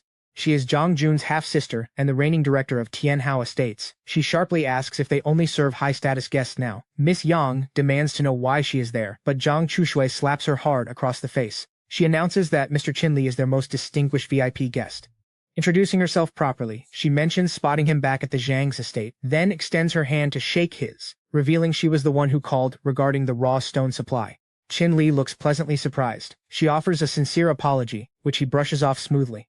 Confused, the rude agent stammers, asking Chen Li steps forward, stating her identity does not matter. He just wants a solid guarantee that his property won't be sold to anyone else. Panicking, she apologizes profusely, swearing it will never happen again. He nods, mentioning he will return once the paperwork is sorted, and heads out. Zhang Chushe quickly calls, apologizing for the ridiculous delay, promising she'll personally manage his entire portfolio. Right after he exits the building, she orders the guards to drag the rude agent away forever. Meanwhile, a furious woman marches into Chen Li's medical clinic, flanked by local police. She causes a massive scene, screaming that the clinic sold her fake treatments that completely ruined her face. Another woman aggressively backs her up, claiming she also suffered horrible reactions from their prescriptions. Inside the crowded waiting room, every single woman present has severe breakouts on her face. Chen Li walks in, calmly asking what all the commotion is about. The First Lady points at him, screaming that he is the fake doctor and demanding his immediate arrest. She yells that the counterfeit medicine peddler finally showed up.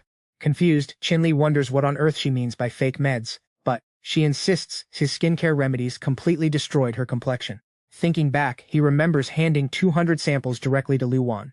Instantly, The pieces click together in his mind. Meanwhile, the angry woman frantically tells the cops that he is a dangerous swindler who belongs behind bars.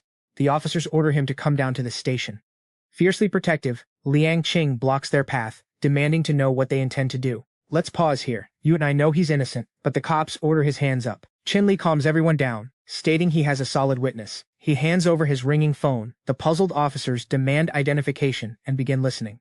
The man on the line identifies himself as the Yangchen police chief, confirming Chen Li never sells fraudulent goods. Hearing this, Liu Wan rushes into the clinic, utterly shocked, and asks him. He looks totally confused, reminding her he gave her all the ointments. Laughing it off, she admits she used everything, mistaking it for a magical new cosmetic. She then turns to the angry mob, asking if they can even afford such premium treatments. The lead officer asks Liu Wan if she is stating the absolute truth. Pulling out her attorney credentials, she confidently confirms it. The cops announce they will launch a full investigation, warning that anyone lying will face severe prison time. Terrified, the women immediately crack and confess everything.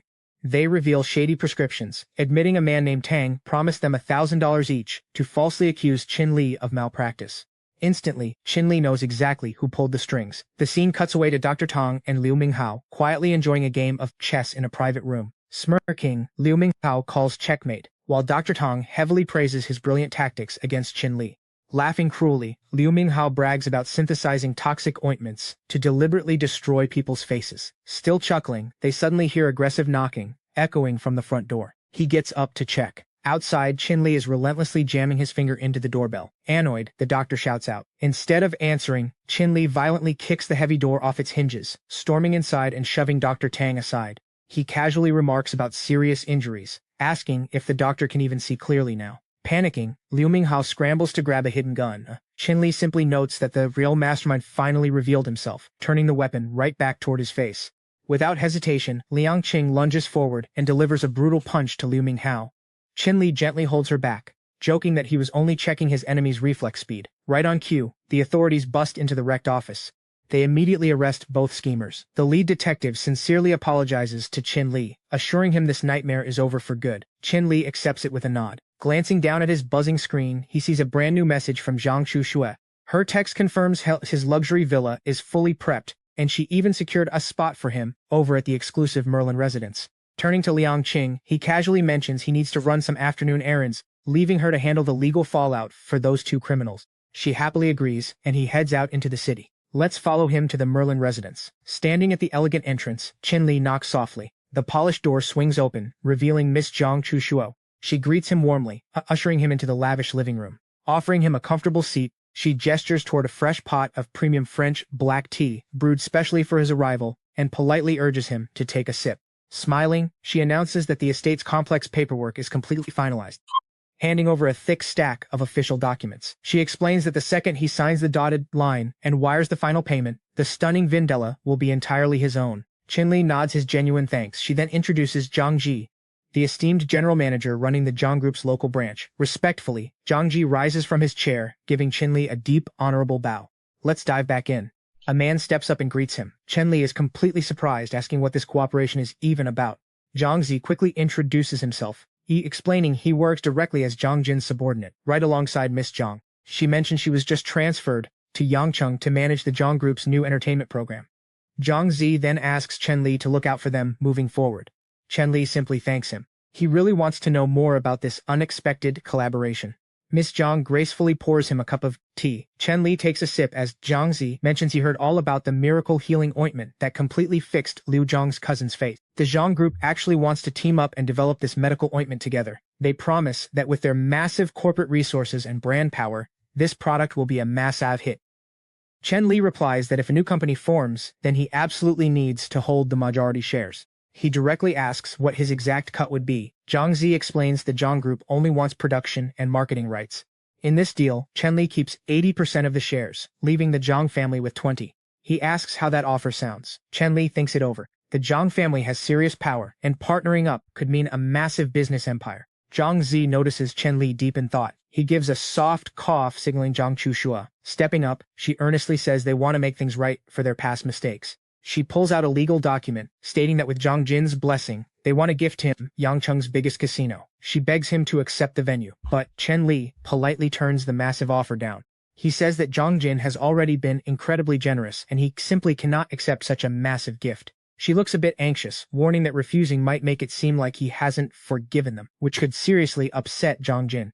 Chen Li firmly declines again and sets his teacup down. She respects his final decision, promising not to force the issue. Then, Zhang Chuxiu hands him a premium gold card, granting him VIP free access to all of the Zhang Group's exclusive entertainment clubs across the city. Chen Li accepts the luxury card with a polite nod. Zhang Zi pivots back to the collaboration details. As Miss Zhang refills the tea, states that for this business partnership, the Zhang Group will handle all production and marketing. They will split the shares 50-50, and his wife must also be listed as a shareholder. Zhang Zi immediately agrees to the terms, promising to send the official contract over the very next day. Their business chat gets cut short when her phone suddenly rings. She mentions a raw jade stone supplier from Zhang Province is currently staying at the Tianha Hotel and asks if he wants to check it out. Chen Li decides to go, assuring her he won't be a bother. She happily agrees and he quickly heads out. The scene cuts to a dusty warehouse where a worker tells Chen Li that his entire shipment has arrived. He hands over a scan code to confirm the delivery. Chen Li thanks the worker and gets straight to work slicing the raw stones open. Hours drag on, exhaustion sets in, and he finally realizes just how grueling this manual labor really is. He stares down at the unpolished rocks and ponders the true rarity of high-quality jade. He flashes back to the last time he attempted this, wondering if he can still sense that elusive jade aura. Making a bold choice, he decides to channel his inner magic and deeply focuses his energy on every single raw stone. Sure enough, he genuinely feels the pulsing jade aura. Gripping the stone tightly, a rush of accomplishment washes over him. Meanwhile, back at the house, Qing Xiu, you and I know this won't end well. Qing Xiu is pacing with impatience, wondering if he will even come home today. The whole family is awake waiting. The second he steps inside, every single eye locks onto him. Deeply confused, he asks why everyone is still wide awake at this hour. Qing Xiu furiously demands to know what that clinic woman gave him to make him completely forget his own family. He just stands there, totally baffled. She keeps ranting about the woman from the clinic. Slamming some photos onto the table, she tells him to look closely. Han Yingchu screams at him in pure rage, accusing him of cheating and demanding he leave the Chu family immediately, just so their reputation doesn't get dragged through the mud. Chen Li picks up the glossy photos, realizing they are candid shots of him and Liang Qing. Chu Yantan coldly asks what his excuse is now. He demands to know where these pictures came from. She snaps back, telling him to stop dodging questions and confess who that woman is. He calmly explains the girl was injured and homeless. He saved her life, and she just started helping out around the clinic. He insists that one quick phone call will clear this whole mess up. Grabbing his phone, he dials Liang Qing. She answers immediately, asking loudly on speakerphone what she can do for her boss. After listening for a moment, Qing Yinchu finally grasps the real situation. He explains that the girl is Liang Qing, an orphan who was intensely trained by a special organization. Hearing this, Qing Yinchu softly says that he really should have told them the truth from the start. Yingchu chimes in, saying this isn't about broken trust. They fully understand the weird situation now. Visibly relaxing, he sighs and says it's really no big deal. Qing Yinchu gently grabs his hand and suggests they head upstairs so the older parents don't get disturbed any further. Yingchu quietly whispers to her husband to hide something from Chen Li, slowly pulling out a bizarre torture kit. Chen Jiang Group. The very next day, Zhang Zi arrives, and Qing Yunchu officially signs the lucrative contract. He warmly congratulates her on becoming the new CEO, hoping for a smooth partnership together. She humbly admits the work is pretty tough and she might definitely need some professional help. He smiles, calling her very kind, and mentions that Chen Li already spoke highly of her. She quietly points out that Chen Li went to Yangcheng again today, asking if it's for company business. Zhang Zi clarifies that's not it at all. Chen Li previously sold a rare blood jade, and now Zhang Jin desperately needs another. The scene shifts to Yangcheng Airport, where Zhang Jin waits to pick Chen Li up. Onlookers whisper, wondering who could possibly be important enough for him to greet personally. Zhang Jin pats his shoulder, amazed he tracked down a blood jade so incredibly fast. He says it must have taken brutal effort. Chen Li brushes it off, saying it was no big deal. Then both men head straight for the Grand Zhang family estate. Upon arriving, Zhang Jin mentions his father entirely cleared his busy social schedule just to personally thank Chen Li for his massive help.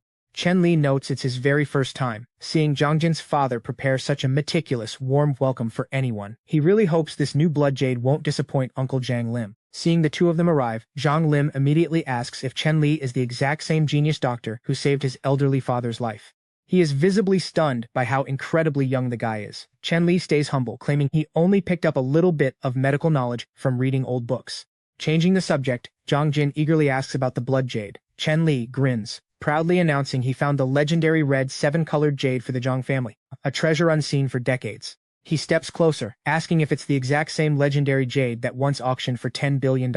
His father excitedly confirms its extreme rarity, admitting he honestly never expected to lay eyes on such a masterpiece again. He explains the last time this specific jade hit the market years ago, it easily sold for billions. Zhang Lim declares Chen Li an absolute blessing to their family, noting he has done them a truly massive favor. Remaining totally humble, Chen Li just says he's thrilled to see Uncle Zhang so happy. Soon after, he steps out of the stuffy room alongside Zhang Jin. As they walk and chat, Zhang Jin casually brings up Chen Li's parents and mentions his previous investigation request. Right there in the hall, he hands over a sealed envelope claiming it holds vital information. Chen Li rips it open, but Zhang Jin warns the intel is extremely mysterious and not entirely reliable yet. He adds one crazy detail. Over the last 2 years, Chen Li's missing parents were reportedly spotted in Kumazhou. Chen Li urgently questions the accuracy of this tip. Zhang Jin promises he is actively verifying the leads right now and will give him updates soon. Chen Li nods in understanding. The scene transitions to the luxurious Kanji hotel as they pull up. Zhang Jin explains this famous spot actually belongs to his sister. He insists he wants to treat Chen Li to the absolute best signature dishes here. Just then, Zhang Ran struts over, demanding to know her brother's shopping plans. Feeling awkward, Zhang Jin admits he got totally wrapped up with the Blood Jade business and completely forgot about their shopping trip. He quickly introduces her to Chen Li. Chen Li remembers reading articles about Zhang Ran, a brilliant 20-year-old entrepreneur who built a massive catering empire from scratch. Being polite, he gives a light greeting. But you and I can see the tension. She just rolls her eyes, completely annoyed, and orders him to get a private room. She makes it painfully obvious she hates this arrangement. Zhang Jin quietly whispers to Chen Li, let's jump right in. He explains his sister has issues and isn't comfortable around guys, begging for some understanding. Meanwhile, Zhang Ran rolls her eyes, totally annoyed, wondering what on earth they're whispering about. Suddenly, Manager Liu Bei sprints over, panicking about an urgent crisis. She snaps, asking why he is causing such a massive scene. He blurts out that a staff member is about to jump off the building. Security is on the roof. Zhang Ran freezes in shock, insisting they need to do something immediately. She bolts for the elevator and dials the police. Right behind her, Zhang Jin apologizes to Chen Li. He admits he had no clue about this emergency. He begs Chen Li, saying if they are truly brothers, skip the formalities and come help them out. The head of security then shouts to Chen Li. He says if he needs anything, just ask, adding that Zhang Ran is on her way. Another guard frantically waves Chen Li over, because the terrified woman is teetering right on the absolute edge. She is ready to jump. Zhang Ran bursts onto the rooftop, begging the distressed woman not to do anything reckless. She promises to give the girl absolutely anything she wants if she just steps back. The woman glares at Zhang Ran with total disbelief, asking if she actually means that. Meanwhile, Chen Li finally reaches the roof. He instantly spots the woman's glowing red eyes and the dark, twisting energy. The foul aura wraps completely around her. Deeply alarmed, he warns Zhang Ran to stay back. He knows instantly this is way more dangerous than a simple suicide attempt. Suddenly, the deeply possessed woman lunges forward. She grabs Zhang Ran by the arm, laughing that she finally caught her. She throws herself off the ledge, dragging the screaming girl with her. Moving like lightning, Chen Li dives forward, reaching for their hands. He snatches their wrists in midair, stopping their deadly fall. As he violently yanks them back over the ledge to safety, Zhang Ran crashes hard right on top of Chen Li, leaving him bruised up. The possessed girl still crawls toward them with a terrifying glare. Zhang Jun screams out a warning to watch out. Without hesitation, Chen Li strikes the demonic woman with his secret needle magic technique. Zhang Ran is completely stunned by the crazy stunt she just witnessed. Chen Li asks if she is all right, accidentally brushing his hand against her waist. She jumps to her feet in a flash. She snaps a furious comment at him, making him apologize awkwardly. Zhang Jin rushes over to Chen Li, totally blown away by his crazy skills. He begs to know how he pulled it off.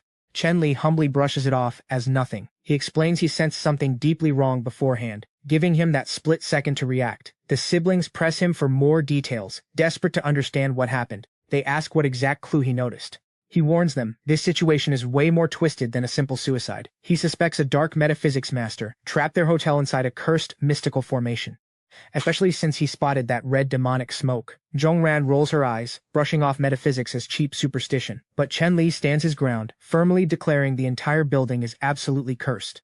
She jokingly scolds him, asking if he only saved her life to curse her business. But Zhang Jin interrupts, admitting some dark evil force might actually be involved here. He points out that ancient metaphysics is a pretty rare concept these days. She turns to Manager Liu Bei for an update on the victim. He confirms she just passed out cold, so Zhong Ran urgently orders an ambulance.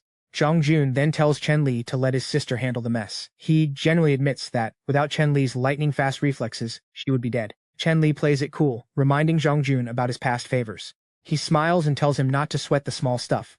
Then Chen Li slips a mystical jade gourd inside a nearby potted plant. A bit later, Zhang Lim arrives with the famous Master Chong. "Stick with me here, things are about to get intense." Zhang Lim explains his daughter reported terrifying accidents. He begs Master Chong to investigate the threat. The old master scans the hotel property, turning to Zhang Lim. He proudly promises that if this luxury hotel truly has a ghost problem, he can easily crush it. But then, the old master spots that exact same thick red demonic smoke choking the building. His face drops, realizing whoever planted this deadly trap is no average amateur. He nervously mutters that across the entire province, only 2 elite masters exist. Only they possess the power to break this dark formation. Master Chong and Zhang Lim rush inside the lobby. Meanwhile, Zhang Ran is aggressively making calls for medical updates, making absolutely sure that every single medical bill gets covered completely by worker compensation. Her father spots her and demands to know why she is lingering around. She simply replies that she rushed over because she heard that things were going horribly wrong at the hotel. Suddenly, Master Chong spots a hidden jade gourd. He frowns, wondering why such a powerful artifact is sitting right inside a random lobby plant. He asks loudly if anyone knows where this powerful charm came from. Manager Liu Bei speaks up, guessing it probably belongs to that weird guy hanging around young Master Zhong Jun. Feeling a headache coming on, Zhong Ran asks why that guy is always causing trouble. Master Chong cuts her off, explaining that without this specific jade gourd, every soul inside the lobby would have suffered a gruesome death. Zhong Ran just silently thinks this old man is speaking total garbage. Honestly, if her father wasn't standing there, she would kick him out. Zhang Lim begs for more answers. Master Chong admits he is deeply terrified right now, because only whoever planted this jade gourd possesses enough raw power to crush this deadly trap. Panicking, Zhang Lim asks where they can find Mr. Chen Li. Zhang Ran just shrugs carelessly, claiming she has absolutely no clue, but her older brother dragged him away somewhere. Furious, Zhang Lim orders her to call them back right now. Still totally confused by all this magic talk, Zhang dials her brother's number. Minutes later, Zhang Jin burst back into the lobby. He looks annoyed, asking why they dragged him back so early. His dad explains that Master Ha Chong finally diagnosed their haunted hotel crisis, but desperately needs to ask Mr. Chen Li one incredibly vital question. Master Chong steps up, explaining how he saw the hotel bleeding dark demonic energy. He holds up the carved jade gourd, showing everyone what he found hiding in the plant. Confused, Chen Li points and asks if that is the exact same gourd he casually tossed into the dirt earlier. Zhang Jun asks what makes a little gourd so special. Master Chong just laughs out loud, shaking his head.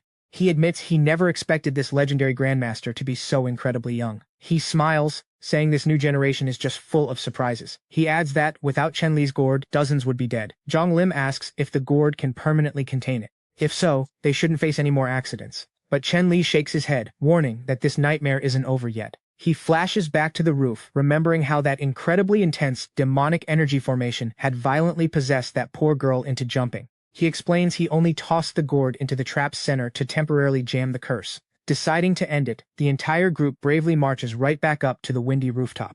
Chen Li points out that this exact spot is the dark formation's weakest link. He politely asks Master Chong if he can borrow a few ancient coins. Thrilled to witness a true master at work, Chong eagerly hands them over. Chen Li thanks the old man, chanting a powerful spell over a single brass coin. Suddenly, a massive blast of dark energy erupts, scattering shattered evil spirits into the wind. Stunned, Master Chong whispers he never imagined a mere planted trap could be as violently strong as a genuine demon. Unbothered, Chen Li continues his glowing spell. Zhang Jun watches in total confusion, staring blindly as Chen Li commands what looks like a raging magical tornado. Chen Li exhales and smiles, promising them the curse is completely shattered. He guarantees the suicidal girl will be totally fine now. Master Chong slowly shakes his head, amazed, muttering that today was a massive wake-up call for an old fool like him. We can definitely agree with Zhong Lim here. The father realizes just how lucky they got. He admits that without Chen Li stepping in, his daughter's prized hotel would be an absolute graveyard today. He begs Chen Li to ignore his daughter's rude attitude, explaining she just has a sharp temper. Chen Li laughs it off, promising it's truly no big deal. Meanwhile, across town, at the luxurious Ming Palace restaurant, Zhong Jun apologizes for not showing Chen Li around the city lately, but promises tonight's dinner spot is awesome. The second they strut through the front doors, Zhong Jun waves down Manager Zhai, loudly asking for their absolute best private room. However, Manager Zhai bows apologetically, explaining the Ming Palace is completely booked solid tonight. Frowning, Zhong Jun wonders if this massive place is actually full, or if they are just completely dodging him. You and I are jumping right back into the action. The manager explains the real problem. They cannot risk ticking off this specific client. Zhang Jun immediately fires back, pointing out that he is the one trying to rent the space. And then he sarcastically calls him Young Master Shu. Shu smirks, claiming he usually hangs out with ordinary folks. He brags that a tiny city like Jiangchen is the perfect place to finally flex his true status and power. Hearing this, Zhang Jun furiously demands to know if Shu actually thinks his family is famous enough in Shangjing to be treated like massive celebrities. Young Master Shu just brushes it off, smugly pointing out that even if his family is not the absolute biggest, they still hold serious weight in Shangjing. He sneers that it beats the Jiang family, who desperately try clawing their way into the capital time and time again, only to fail miserably every single time. Zhang Jin snaps, warning him never to repeat those words. He sharply reminds Su about how he put him in a hospital bed just 1 year ago. Meanwhile, Chen Li silently observes that this guy looks pretty tough, but since Zhang Jin wiped the floor with him before, Chen Li wonders just how much stronger Shu has actually gotten. Without warning, young Master Shu launches a brutal strike right at Zhang Jin and taunts him, asking if he seriously believes he is still as weak as last year. Zhang Jin catches the incoming attack with his bare hand, instantly realizing exactly how much power Shu Soul has packed on since their last violent clash. Su Soul unleashes another fierce strike, barking that it is way too late for Zhang Jin to beg for mercy. Even if he drops to his knees and calls him grandpa, nothing will save him now. Stepping forward, he openly mocks the Zhang family for getting kicked out of Shangjing. He laughs, claiming he would never even accept someone like Zhang Jun as his grandson. Pumping himself up, Yet Li loudly declares that the elite Shu family will gladly help wipe out the remaining trash of the Zhang family. He straight up calls Zhang Jin complete garbage. Right as things heat up, Chen Li calmly steps into the middle of the chaos and effortlessly tosses Shu Soul across the room. Zhang Jun stands there totally stunned. He cannot help but ask when Chen Li picked up such insane fighting skills, especially considering the guy is supposed to be a simple doctor. Su Soul grits his teeth, thinking if Zhang Jin rolls with someone this powerful, Chen Li might actually rival his own cousin, who just got back from the military. Realizing he is outmatched today, Shu Soul admits Zhang Jin just got incredibly lucky finding outside help. He storms off, swearing he will deal with Chen Li later. Breathing a heavy sigh of relief, Zhang Jin thanks his friend, admitting that without him, he could have been severely injured. Chen Li shrugs it off, saying he could not just stand around watching him take a beating. He chuckles, adding that he honestly assumed they were just having a friendly sparring match, not actively trying to end each other. Zhang Jin quickly changes the subject and invites him out for a meal, reminding Chen Li about his upcoming afternoon flight. He casually mentions that his sister is heading out to Yongqiao today to catch up with an old school friend. He actually booked her on the exact same flight just so he could keep a close eye on her. Fast forward a bit, and Chen Li settles into his airplane seat. The overhead speaker announces that complimentary meals and drinks are about to be served, giving passengers a few options. Suddenly, Zhang Ran spots Chen Li desperately trying to hide his face behind a magazine. She rolls her eyes, wondering why on earth she keeps bumping into this guy everywhere. Realizing he is caught, Chen Li politely greets her. She just ignores him and walks away without a single word. Suddenly, another passenger named Lao San playfully smacks her on the back. Startled and angry, Zhang Ran screams and a flight attendant rushes over to check on her. She loudly accuses the man of harassment, but he just sneers, claiming it was merely a harmless touch. Hearing the commotion, the captain steps in and orders the man to apologize for his extremely rude behavior and show some basic respect. The captain strictly warns Lao San that without an apology, this whole mess goes straight to City Airlines, which will easily land him right on a permanent no-fly list. Just then, a thug holding a gun creeps up right behind the captain. He smirks, guessing this guy runs the plane, and coldly asks what his plan is. The armed thug then laughs, praising Lao San for his absolutely flawless acting skills. Lao San grins, replying that the thug is doing a solid job too. The two troublemakers then duck into the washroom, realizing the danger. Chen Li sharply tells Zhang Ran to stay put and lock the door while he handles things outside.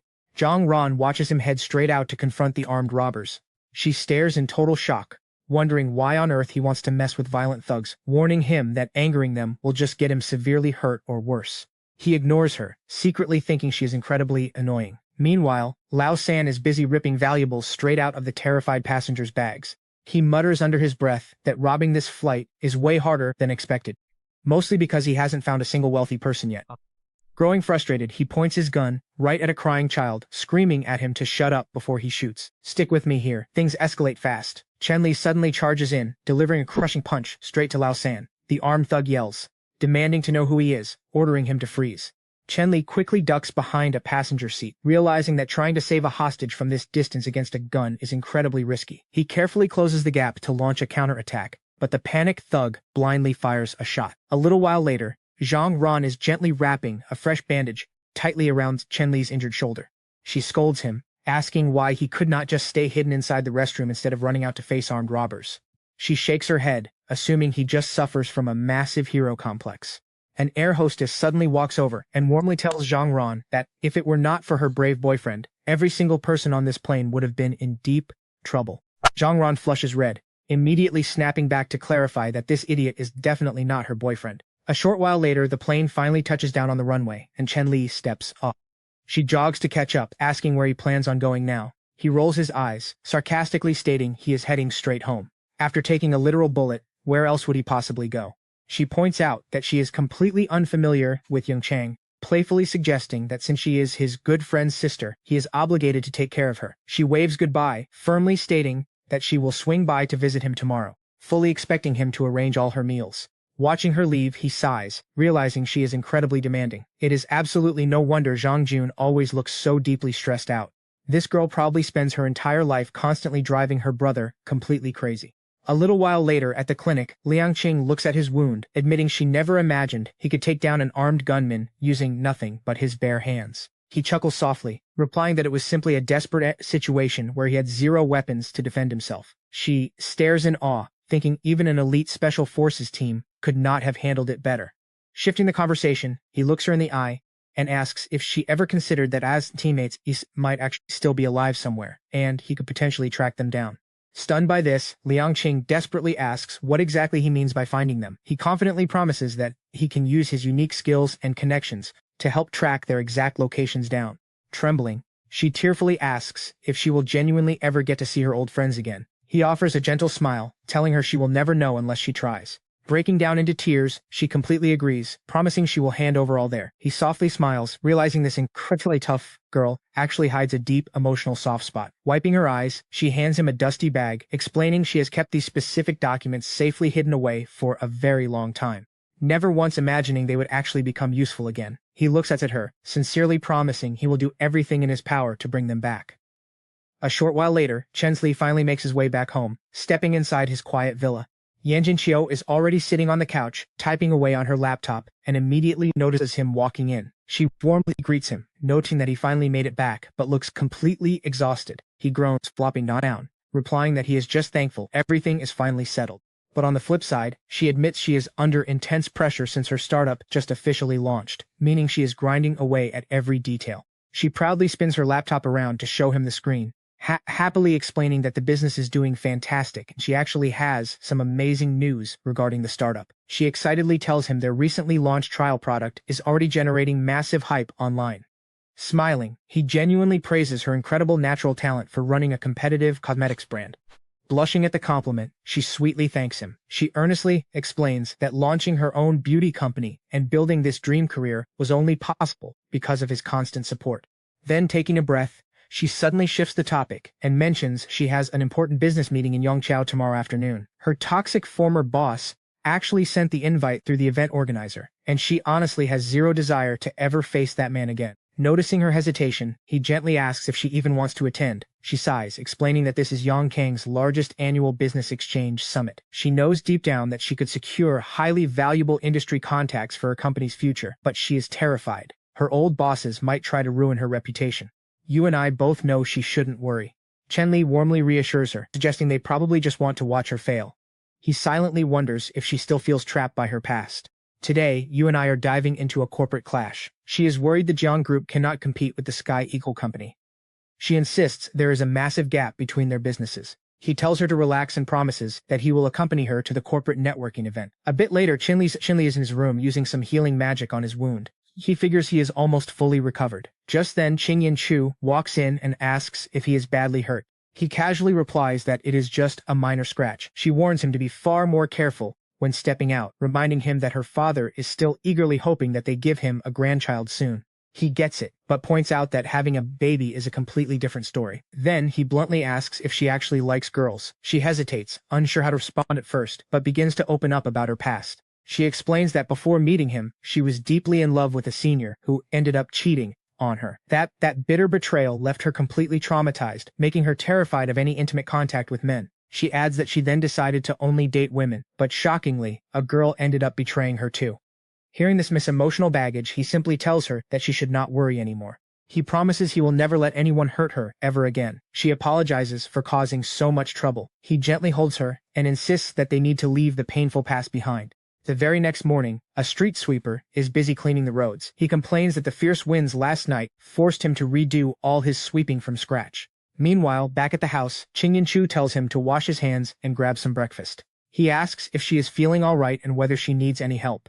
She insists she is perfectly fine. He then mentions they will head to the business exchange meeting a bit later. She agrees. A short while after that, they suddenly find themselves standing inside a luxury car showroom. She looks confused, asking why they are at an auto dealership instead of heading straight to the corporate meeting. He explains that expanding their enterprise will require a lot of travel. So, he figured it was time they bought their own luxury vehicle instead of constantly borrowing her father's car for every single trip. She spots a sleek model and asks if it catches his eye. He smiles, mentioning that his absolute dream ride as a kid was always a rugged off-road vehicle. He steps closer to get a better look at it and pulls the door open. Suddenly, Mr. May marches over, demanding to know who gave him permission to open it. He strictly forbids him from touching anything, loudly, asking if he has any idea how incredibly expensive this car is. He angrily claims that if he even leaves a tiny scratch, he would never afford the repair costs. Chen Li thinks to himself that he has faced this exact snobby attitude before. He calmly apologizes, explaining that he was merely checking out the vehicle. Then, he politely asks if taking it for a test drive is possible. The arrogant salesman sneers, stating he must pay a hefty deposit first just to think about a test drive, ensuring that if damaged, they are financially covered. Plus, this is an ultra-rare limited edition model, making it extra exclusive. Unfazed, Chen Li simply asks how much the required deposit is. The original asking price was $80,000, but since he appeared so eager, they reduced the security fee to $60,000. Chen Li then questions if he only needs to put down half of that amount, and the salesman smugly confirms that is indeed the required deposit. He pauses, silently calculating his current financial situation, yet he is still determined to take this premium car for a spin. He wonders just how much longer he can keep up this wealthy buyer charade in front of them. Ching Yin-chu speaks up, stating that if they are so clearly unwelcome here, they should just pack up and leave immediately. Chen Li nods, agreeing to follow her lead. She suggests that since this particular dealership is clearly not interested in their business, they should head to the next spot. Let's watch this play out. Mr. May mocks them, openly doubting if they could even afford a tire hair. He adds that, since they are heading elsewhere anyway, there is no point in browsing. He insults their outfits, calling them so shabby that even beggars would reject them. His coworker chimes in, noting that the customers at the rival store across the street actually looked like genuine buyers. He cannot believe two people looking that incredibly broke actually walked into a high-end dealership. Meanwhile, over at the nearby showroom, manager Wang politely hands Chen Li a brochure, enthusiastically asking him how he likes the latest model. He explains the Aventador costs roughly $800,000, casually offering them a chance to test drive it. Just then, the bitter Mr. May barges in and loudly demands to know how manager Wang could possibly let these nobodies test drive such an expensive machine. He insists these two just got kicked out of his dealership and definitely cannot even afford a cheap $100,000 ride, let alone something this premium. Manager Wang stays perfectly calm, explaining that treating every single potential customer with deep respect is their basic duty. Chen Li turns around and directly asks Mr. May how he can be so absolutely sure they cannot afford it. Without missing a beat, Chen Li hands over his black card, stating there is no need for a test drive. He is buying the supercar in full right now. Manager Wang takes the card, confirms everything, and politely escorts them straight to the VIP lounge. Mr. May is left standing there, totally stunned. He cannot fathom how this guy just dropped such a massive fortune without blinking. Manager Wang kindly asks them to relax in the luxury suite, promising to wrap up the sales paperwork instantly. He then turns to the dumbfounded Mr. May, flashing a huge grin, and sincerely thanks him for sending such an incredibly valuable client over. That exact same evening, the scene shifts over to the Grand Jiangtu building. Chen Li compliments Ching Yin-chu, saying the new clothes she picked out for him look incredibly stylish. She smiles, pointing out that his old wardrobe was far too outdated and he really needed some sharp new outfits for business. Right then, he receives a sudden phone call from Zhang Ran. It hits him instantly. He completely forgot about her. He quickly tells Ching Yin-chu that he needs to step aside to take an urgent call, asking her to wait right there. He steps outside to answer, explaining to the caller that he is currently attending the Yongqiu business exchange event. He then casually asks exactly what it is that Zhang Ran wants. She sounds annoyed, demanding to know why he did not bother to pick her up for the massive Yongchu networking summit. He smoothly replies that he is already hanging out on the top floor of the Yongchu building. She immediately reveals that she is in the exact same building. He apologizes for the mix-up and asks if she could possibly send someone down to get him, admitting he is totally unfamiliar with this massive corporate layout. Then he politely asks if Miss Zhang Ran, a prestigious Zhang family member, is currently staying on the second floor. She agrees to head down immediately, wondering to herself exactly when Miss Zhang arrived in town, and if her elite family even knows she is staying at the Zhanzhongtu building. Meanwhile, Director Liu Xian fiercely approaches Qing Yin-chu. She arrogantly states that she dared her to show up here today, and she actually had the nerve to come. Liu Xian instantly starts making vicious, insulting remarks about Qing Yin-chu's clothing. She calls her gorgeous outfit cheap and provocative, mockingly asking exactly which millionaire she is trying to desperately seduce tonight. Qing Yin-chu firmly warns her to watch her mouth, but Liu Xian cruelly slaps her across the face. She yells at her to leave immediately, screaming that she has absolutely no right to lecture her. She aggressively adds that just because Qing Yin-chu quit her corporate job, it does not mean she will stop making her life miserable. Just as the tension peaks, Chen Li rushes over, demanding to know what the hell is happening. He instantly spots the red mark on her cheek. Liu Xian smirks, asking if he is her pathetic excuse for a husband. She calls him pure trash and snarkily suggests he needs to strictly discipline his wild wife. Furious, Chen Li coldly asks if she was the one who struck his wife, and Liu Xian proudly admits it. Without hesitation, Chen Li throws a heavy punch, sending her crashing away. He roars, asking how she dared to lay a hand on her.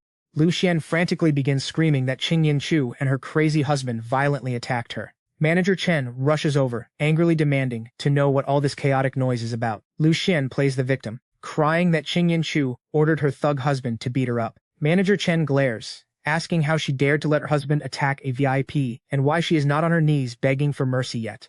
Qing Yin-chu bravely stands her ground, admitting she should apologize only to clarify exactly who started this bitter conflict in the first place. She also proudly states she resigned from Sky Eagle recently. You and I both know where this is heading. Manager Chen sneers, mocking her by saying that launching some tiny startup does not suddenly make her a powerful CEO.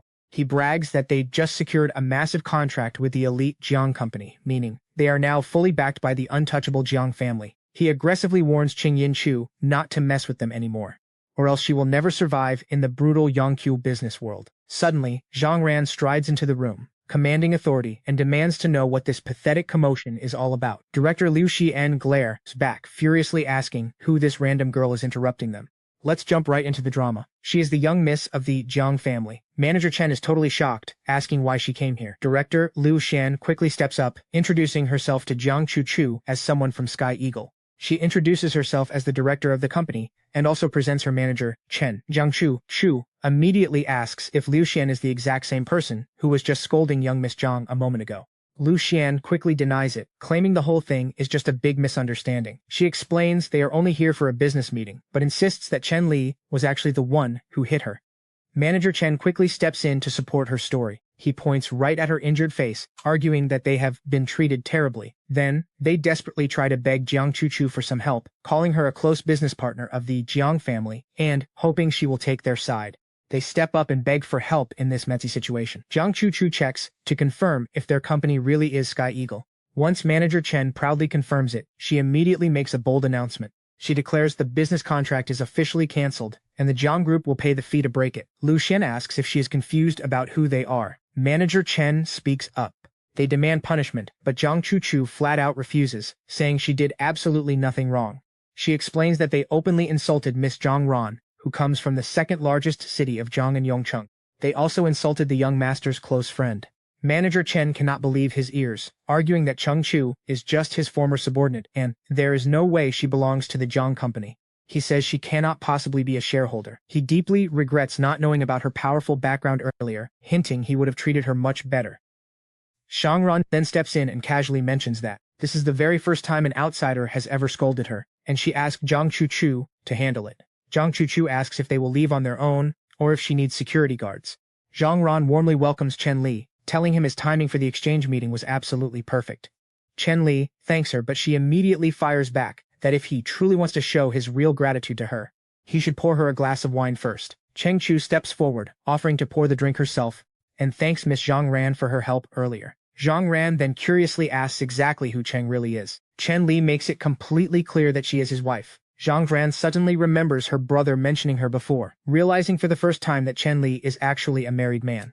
Cheng Yanchu quickly notices what is happening. She sees that Miss Zhang is looking at Chen Li in a slightly different way. Zhang Ran brushes off her earlier help as just a tiny favor and tells Cheng Chu that there is no need to pour the wine. You and I can feel the tension building here. Cheng Yanchu appreciates the kind gesture, yet still wants to thank Zhang Ran for her husband. Chen Li watches them talk and gets a very strange feeling about it. He decides that maybe he should just sneak away from the awkwardness. He announces he is heading downstairs, but both women immediately tell him he cannot escape that easily. He tries to explain his simple reason for leaving. He says he is only going to the restroom. The moment he steps out of the hall, he mutters that these two women are giving him a massive headache. Zhang Chu actually overhears his complaining and asks him. She asks if Mr. Chen has something weighing on his mind. He replies that he honestly does not understand why both women suddenly got so upset out of nowhere. She playfully jokes that it is all because of his unique qualities. He then brings up a special favor he wanted to ask and hands her a flash drive. He explains that he desperately needs to know where the people listed on this drive are currently located and asks if she can help gather this hidden information from Jiangxi. He strongly emphasizes that these identities are highly confidential and incredibly important to his plans. She feels honored by his deep trust and quickly thanks him for relying on her. She gives her thanks and promises to hand it over to Mr. Zhang personally.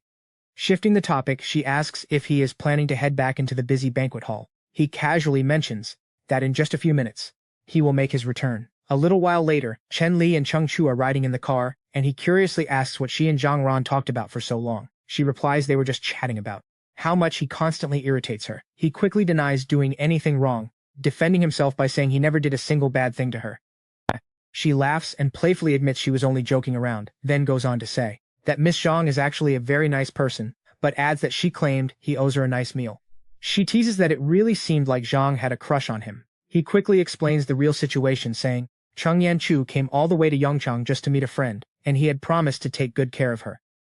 He never expected things to spiral out of control like this. Cheng Chu then calmly tells him that she already had a long chat with her about all of this. She also mentions that after he left, Mr. Chen approached her, asking if she wanted to join a business trip to Yongqing. She asks for his opinion. She shows a bit of hesitation, but admits she does not want to stay stuck in her current situation forever. This is especially true since Yongqing offers much better career opportunities along with amazing resources. That could lead to so much more success. He tells her he has been thinking about it too, but making a final decision feels incredibly hard. She then looks over and asks if he plans to go with her. He replies that if she really wants to go, he will gladly join her after finishing up some leftover work at his medical clinic. When they finally arrive home, Chu Han is waiting outside for them, loudly pointing out that they finally returned. Chu Han then turns to Cheng Yanchu, asking if Chen Li actually bought this incredible villa, because it looks way too luxurious. Even the richest kid in their class doesn't own a place like this. Chu Han jokingly pats him, apologizes for being a little rude earlier, and then cheerfully calls him brother-in-law. She repeats the fun title out loud. Chen Li is both surprised and deeply happy, realizing this is the very first time she has ever called him that. She then teases him about his flashy new rich lifestyle, asking where he suddenly found so much cash. She adds a quick hope that he didn't completely overwork himself to get it. Chen Li simply smiles at her and assures her it is a perfectly decent job and she shouldn't jump to any wild conclusions about it. Noticing she still hasn't explained why she showed up today, he politely offers her a drink. Xuan takes a breath and replies that she almost forgot her main reason, but their school is hosting a huge sorority event in just a few days. She quickly reminds him of his past promise to go with her. She explains she tried reaching him for days, and her sister kept insisting he was way too busy, so she had to come all the way down here just to track him down. Chen Li finally realizes she is talking about the sorority event, remembering he originally assumed she was just joking around. Chuan then asks if he is trying to shake her off yet again, clearly afraid that he might just bully her and walk away. Chen Li casually tells her that if she's genuinely terrified of facing any petty revenge, she should simply cancel the whole thing. But Chuan refuses to back down, arguing that if he hides like a total coward, she will be completely embarrassed in front of the entire school. Cheng Chu then speaks up, firmly telling him that, since he made Chuan a solid promise earlier, he really needs to step up and help her. Chen Li eventually gives in. Extremely excited, Xuan asks Cheng Chu if this isn't just the greatest news. Xuan then brings up a random event from earlier, but Chen Li really couldn't care less, silently wondering what she is even rambling about now. Getting even more hyped up, Chuan suddenly announces she desperately wants to eat some delicious sliced pork ribs. Confused, Chen Li stares and asks what she is even babbling about. He tells her to come help him out, proudly declaring that he is going to cook a massive feast for her today. Cheng Yanchu smiles warmly and playfully suggests that Chuan can easily help them prepare. Let's jump ahead together. Fast forward 1 whole month and we are right inside Chen Li's medical clinic. Chen Li walks in while Cheng Yanchu patiently waits outside. He silently notes that Liang Qing has become incredibly skilled around the clinic. Since he hasn't heard a single piece of news from his old comrade in ages, he figures now might be the perfect time to discuss a very serious matter with her. Noticing the mood, Liang Qing nervously asks what will happen after he leaves. What will happen to the medical clinic? Chen Li tells her not to worry at all, explaining that some very famous doctors will arrive to take over in just a few days. He then casually drops the news that he has already arranged a solid plan to track down her missing teammates. He promises to tell her the exact second he gets any updates. She thanks him with absolute gratitude. Chen Li then reaches into his pocket and hands her a set of keys, telling her she can stay at his luxury villa after he leaves, and once everything is ready, he will travel to Jiangqing with her. Stunned by his kindness, Liang Qing softly replies, "Boss, you really do not need to do this much. Today, you and I are stepping right into the chaos." The scene shifts to Jiangchen as Chen Li arrives at the Grand Villa. Guards haul his heavy luggage inside, shouting warnings not to break anything valuable. Jiang Chu smiles, thrilled he finally made it. Chen Li admits it has been way too long. Immediately, Jiang Chu orders Zhong Jian to get everything arranged perfectly back in Jiangchong. She thanks Zhong Jian for helping them settle in so smoothly. He grins and warmly welcomes his sister-in-law. Zhong Jian quickly explains that since Chen Li is practically his own brother handling, this is just a tiny favor he owes them. He reminds her that Qing Yin Chu is a valued partner of the Jiang group, so there is zero reason to worry. Chen Li replies that he will completely rely on Jiang Chen to look after Zhong Jian. Zhong Jian laughs, saying they dropped the formalities since they are brothers. Besides, he has an important meeting with a colleague today, and he really wants to introduce Chen Li to him. Chen Li mentions he needs to head out, and Jiang Chu reassures him she will manage all the household chores. She insists that, if he has urgent work, he should leave without a second thought. A short while later, Chen Li and Zhong Jian arrive at Ming Palace. Zhong Jian explains this guy is not just a highly educated doctor, but in Jiangchong he is practically a local celebrity. He even opened a massive medical clinic called Xing Fang Tong back home. Zhong Jian figures Chen Li might appreciate Chinese medicine, especially since he is currently planning to launch his own clinic right here. So, he suggests setting up a proper introduction. Chen Li asks for the details, but Zhong Jian spills the honest truth. This ambitious guy was actually trying desperately to impress his sister, but she completely rejected the arrogant doctor all because of Chen Li.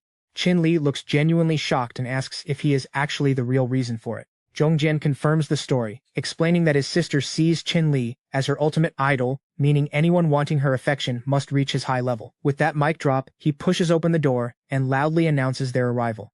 Zhang Ran greets them with a warm smile and remarks that it has been quite a while. He nods in agreement. Dr. Xiao Wenzel steps up and asks if he is the legendary Dr. Chen Li that Miss Zhang Ran admires so much. He politely greets him and confirms his identity. Dr. Xiao Wenbo immediately starts taunting, claiming he expected some extraordinary talent, but Chen Li just looks like an average guy from the countryside. Chen Li wonders what Zhang Ran possibly told this guy, noticing Dr. Xiao Wenbo's burning anger. The doctor then turns to Zhang Ran, bluntly stating that a peasant like Chen Li is entirely unworthy to be his rival. Chen Li stands there utterly confused, wondering what Zhang Ran actually said about him to spark such a ridiculously strong bias. Dr. Xiao Wenbo proudly brags that he holds a highly prestigious United States medical degree from Bridge University and has snagged multiple international medical awards.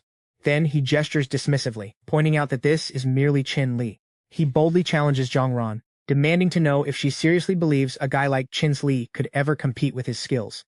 Taking a bold step forward, he boasts about completely curing the stubborn polycystic tumor of United States President Pantel. He throws a taunting look, asking what Chen Li can actually achieve. Zhang Ran immediately fires back, questioning how he could possibly assume Chen Li is inferior, and hints that maybe there are still plenty of things the great Dr. Xiao Wenbo could actually learn from Chen Li.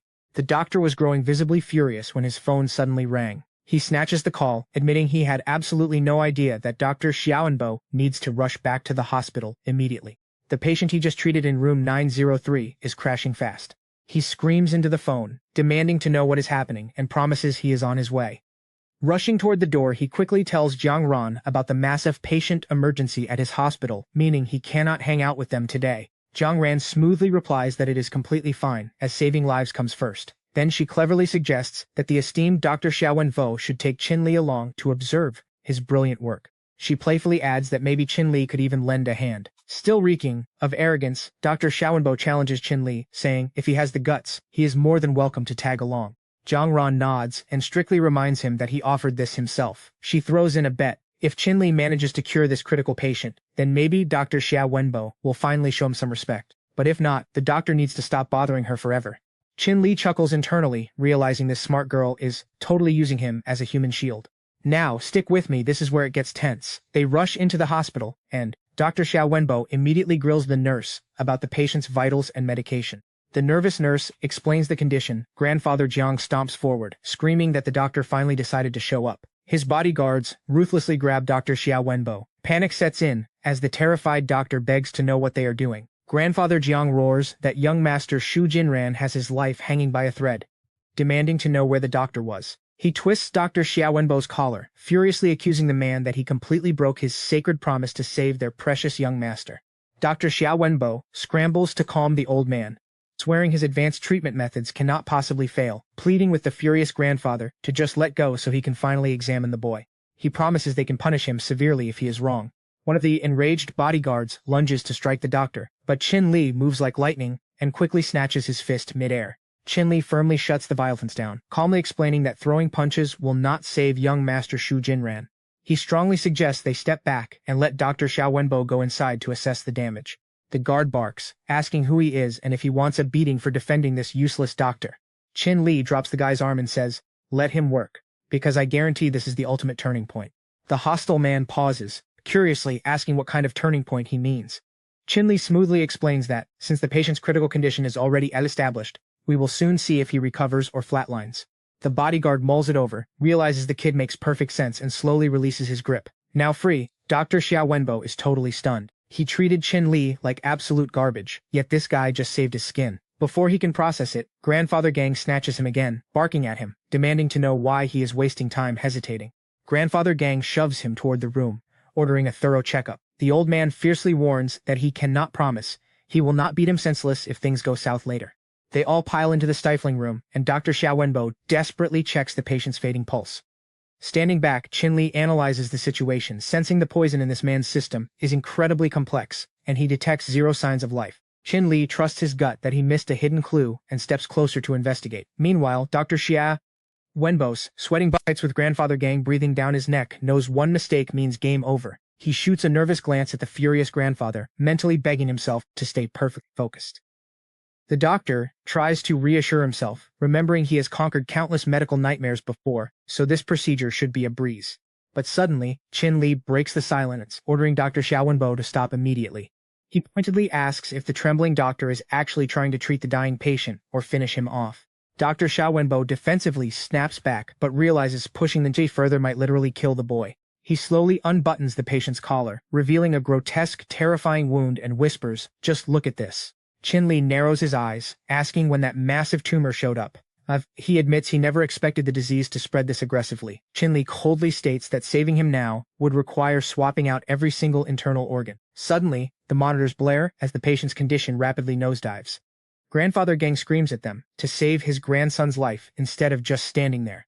Dr. Xia Wenbo looks absolutely horrified, stammering that it is officially too late to do anything. Unfazed, Chen Li orders him to step up and assist, explaining their only shot is to somehow fix the patient's failing limbs first. "So what do you and I make of this crazy risk?" Grandfather Gang demands to know their insane plan, roaring that this is his precious heir. Dr. Xia Wenbo pathetically tries to argue back, whining that he can do absolutely nothing, and you and I are jumping right into the action. They asked if Chen Li knew whose turf this was. He just told them to stay quiet. Using his signature needle technique, he began healing the deep wound.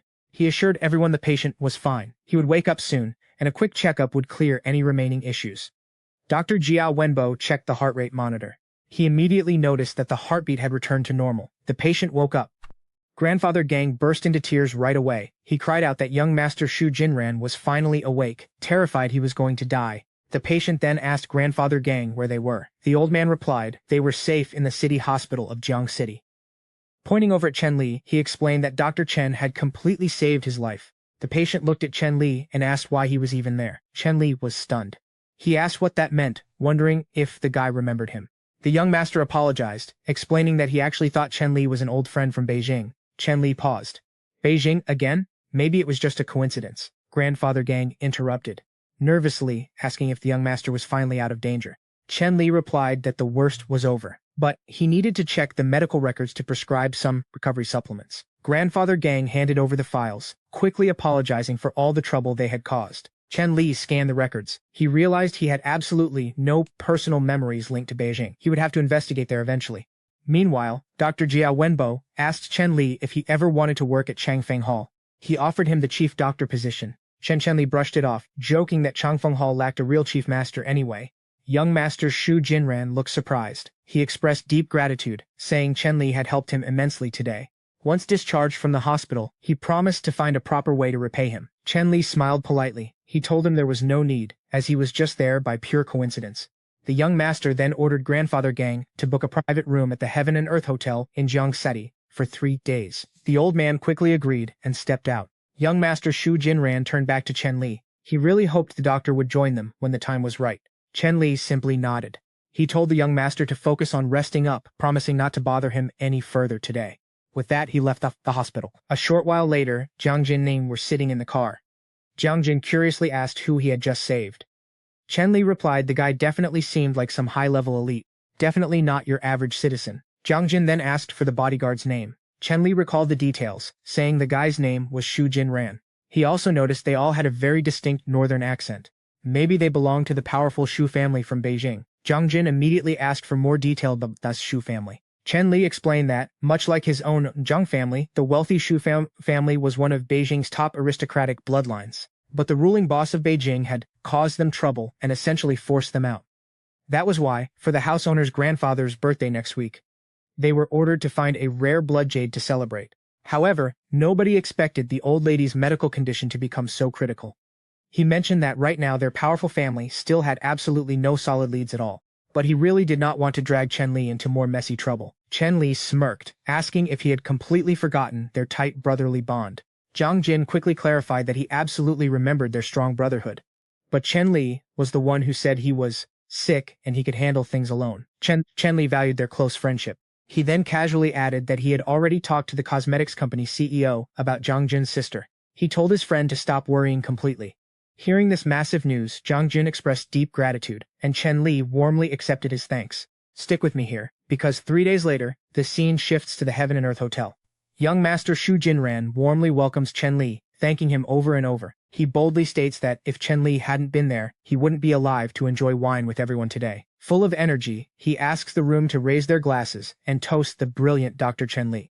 But Chen Li politely turns the drink down. He reminds the young master he just recovered from a severe illness and really shouldn't drink alcohol. Xu Jinran just laughs out loud, saying with Chen Li around, there is absolutely zero reason to worry. He leans in and asks Chen Li if he's curious or surprised about his true identity. Chen Li keeps a straight face. He simply says that to him, Xu Jinran is just another patient. However, Xu Jinran's expression suddenly turns serious. He admits he finds Chen Li incredibly interesting and genuinely wants to be his friend. Out of nowhere, someone shouts across the room, telling them to stop standing around and join the fun. They joke that Mr. Xu Jinran actually making time to hang out is extremely rare. Just then, members of the dangerous serious gang storm inside. Their leader immediately shoves one of Xu Jinran's close friends. The gang leader aggressively claims the guy accidentally spilled wine all over him. The shaken friend immediately protests. He swears he didn't spill a single drop on anyone. Xu Jinran confidently steps forward. He asks if there's just some silly misunderstanding between his friends and the local gang. But the gang leader cuts him off. He barks that the man broke their strict rules, and if he doesn't want to suffer the consequences, he better leave immediately. One of Xu Jinran's friends whispers who the serious gang really is. He explains that even though Zhang City looks like it's ruled by the Zhougang family on the surface, most regular folks have no idea. The underground is entirely run by the serious gang. Their dark influence infects the whole city, and they rank among Beijing's top mafia syndicates. The reason for their massive power is they practice a brutal, unique martial art known as dark power. This terrifying skill makes them incredibly dangerous, and nobody ever wants to cross them. Another panicked friend turns to Xu Jinran, nervously whispering, saying that maybe they should pack up and leave early today. The injured friend desperately pleads with the serious gang. He swears he only dropped some cash near the wine cabinets by mistake, and definitely wasn't trying to eavesdrop. Xu Jinran steps up boldly, offering to settle the whole dispute with cold hard cash. He bluntly asks how much they want. The gang members just laugh in his face. They mockingly ask if he thinks they're beggars. If cash could fix everything, rules wouldn't exist anymore. Instead, they demand the guy take a single punch from one of their fighters. Only then will they let him walk. Shu Jinran instantly realizes that they are intentionally trying to provoke a brutal fight. Just then, Chen Li finally speaks up. He asks the serious gang if they stand by that offer, and what happens if he takes the punch himself. Shu Jinran is totally shocked that Chen Li hasn't backed down. Chen Li smiles at the thugs. He tells them not to worry and just aim right at him. He calmly assures everyone there is absolutely no danger. He's just going to play along with their little game without escalating things too far. Smiling casually, Chen Li steps up. He politely asks the dangerous serious gang to show some mercy. The criminals just burst out laughing, completely brushing his words off as absolute nonsense. One of the gang enforcers aggressively taunted him, shouting that they'd see how he handles a real punch. The huge thug then lunged forward to strike him. But Chen Li casually blocked the heavy punch, with zero effort. The thug thought to himself that this calm young guy actually felt familiar with dark energy, just like him. He snapped that merely dodging a punch wouldn't be enough. Using his hidden strength, Chen Li easily countered the next attack. He locked eyes with the thug, stating that if he really understood dark energy, there was no need to hold back. He openly challenged the gang member to test his strength, launching his own counterattack. Both fighters immediately started blocking each other's brutal punches in a blur. Meanwhile, Shu Jinran confidently stepped into the middle, identifying himself as a powerful member of Beijing City's elite Shu family. He demanded respect from the fierce gang for his bloodline. The gang members immediately thought he was completely arrogant. Yet they were shocked to encounter someone who actually carried a heavy military vibe. Standing his ground, Shu Jinran boldly clarified that he was, indeed, the highly connected young master Shu Jinran. The sheer weight of that name killed the ongoing dispute instantly. He casually mentioned that not everyone recognizes him, but he really hoped his loyal friend would keep this identity a total secret. His friend immediately assured him it wasn't a big deal at all, and there was zero need to worry.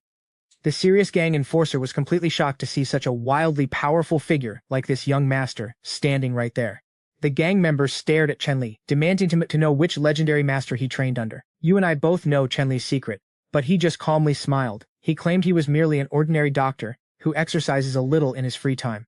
The gang leader laughed out loud, telling him that if he ever thought about joining their notorious crew, he should just come find him. They would handle absolutely everything. Meanwhile, Shu Jinran was a bit shocked seeing Chen Li's raw physical strength. Chen Li politely brushed it off, saying the guys he trained with probably held back, making him look way stronger than he really was. Hearing this, Shu Jinran just laughed. He praised Chen Li, calling him far too humble for his own good. He mentioned he had been away from Beijing for a while, but was heading back in just a few days. He then invited Chen Li to visit the Shu family estate in Beijing so they could hang out. Chen Li simply replied, "Sure, sounds good." Right after that, the scene shifts to Chen Li's house, where we find him on the phone. Zhang Zhan was on the other end, reminding him about their promise to travel to Beijing together. With only 3 days left until next Monday, Zhang stressed that they needed to be fully prepared for what was coming. After all, the Zhang clan is one of the absolute top families in Beijing. They agreed to meet at 8 in the morning sharp. Hanging up, Chen Li stared at his jade god statue, thinking hard about the upcoming trip. He honestly could not figure out why he felt so nervous. I mean, he had already met young Master Shu Jinran face to face. He placed the jade god down on the floor, suddenly struggling with a heavy wave of self-doubt. He realized it had been a really long time since he last practiced his martial arts. Sitting down in deep meditation, he cast his mind back to the ancient techniques taught to him by that mysterious old man. He couldn't help but wonder if, despite paying a massive price, the old man had only taught him basic skills. He still knew absolutely nothing about the real identity or true power of the people who had violently taken away his parents. It hit him right then and there. He desperately needed to level up his martial arts abilities, because even if he somehow managed to track his parents down, he had a sinking feeling that saving them wouldn't be a simple or happy reunion at all.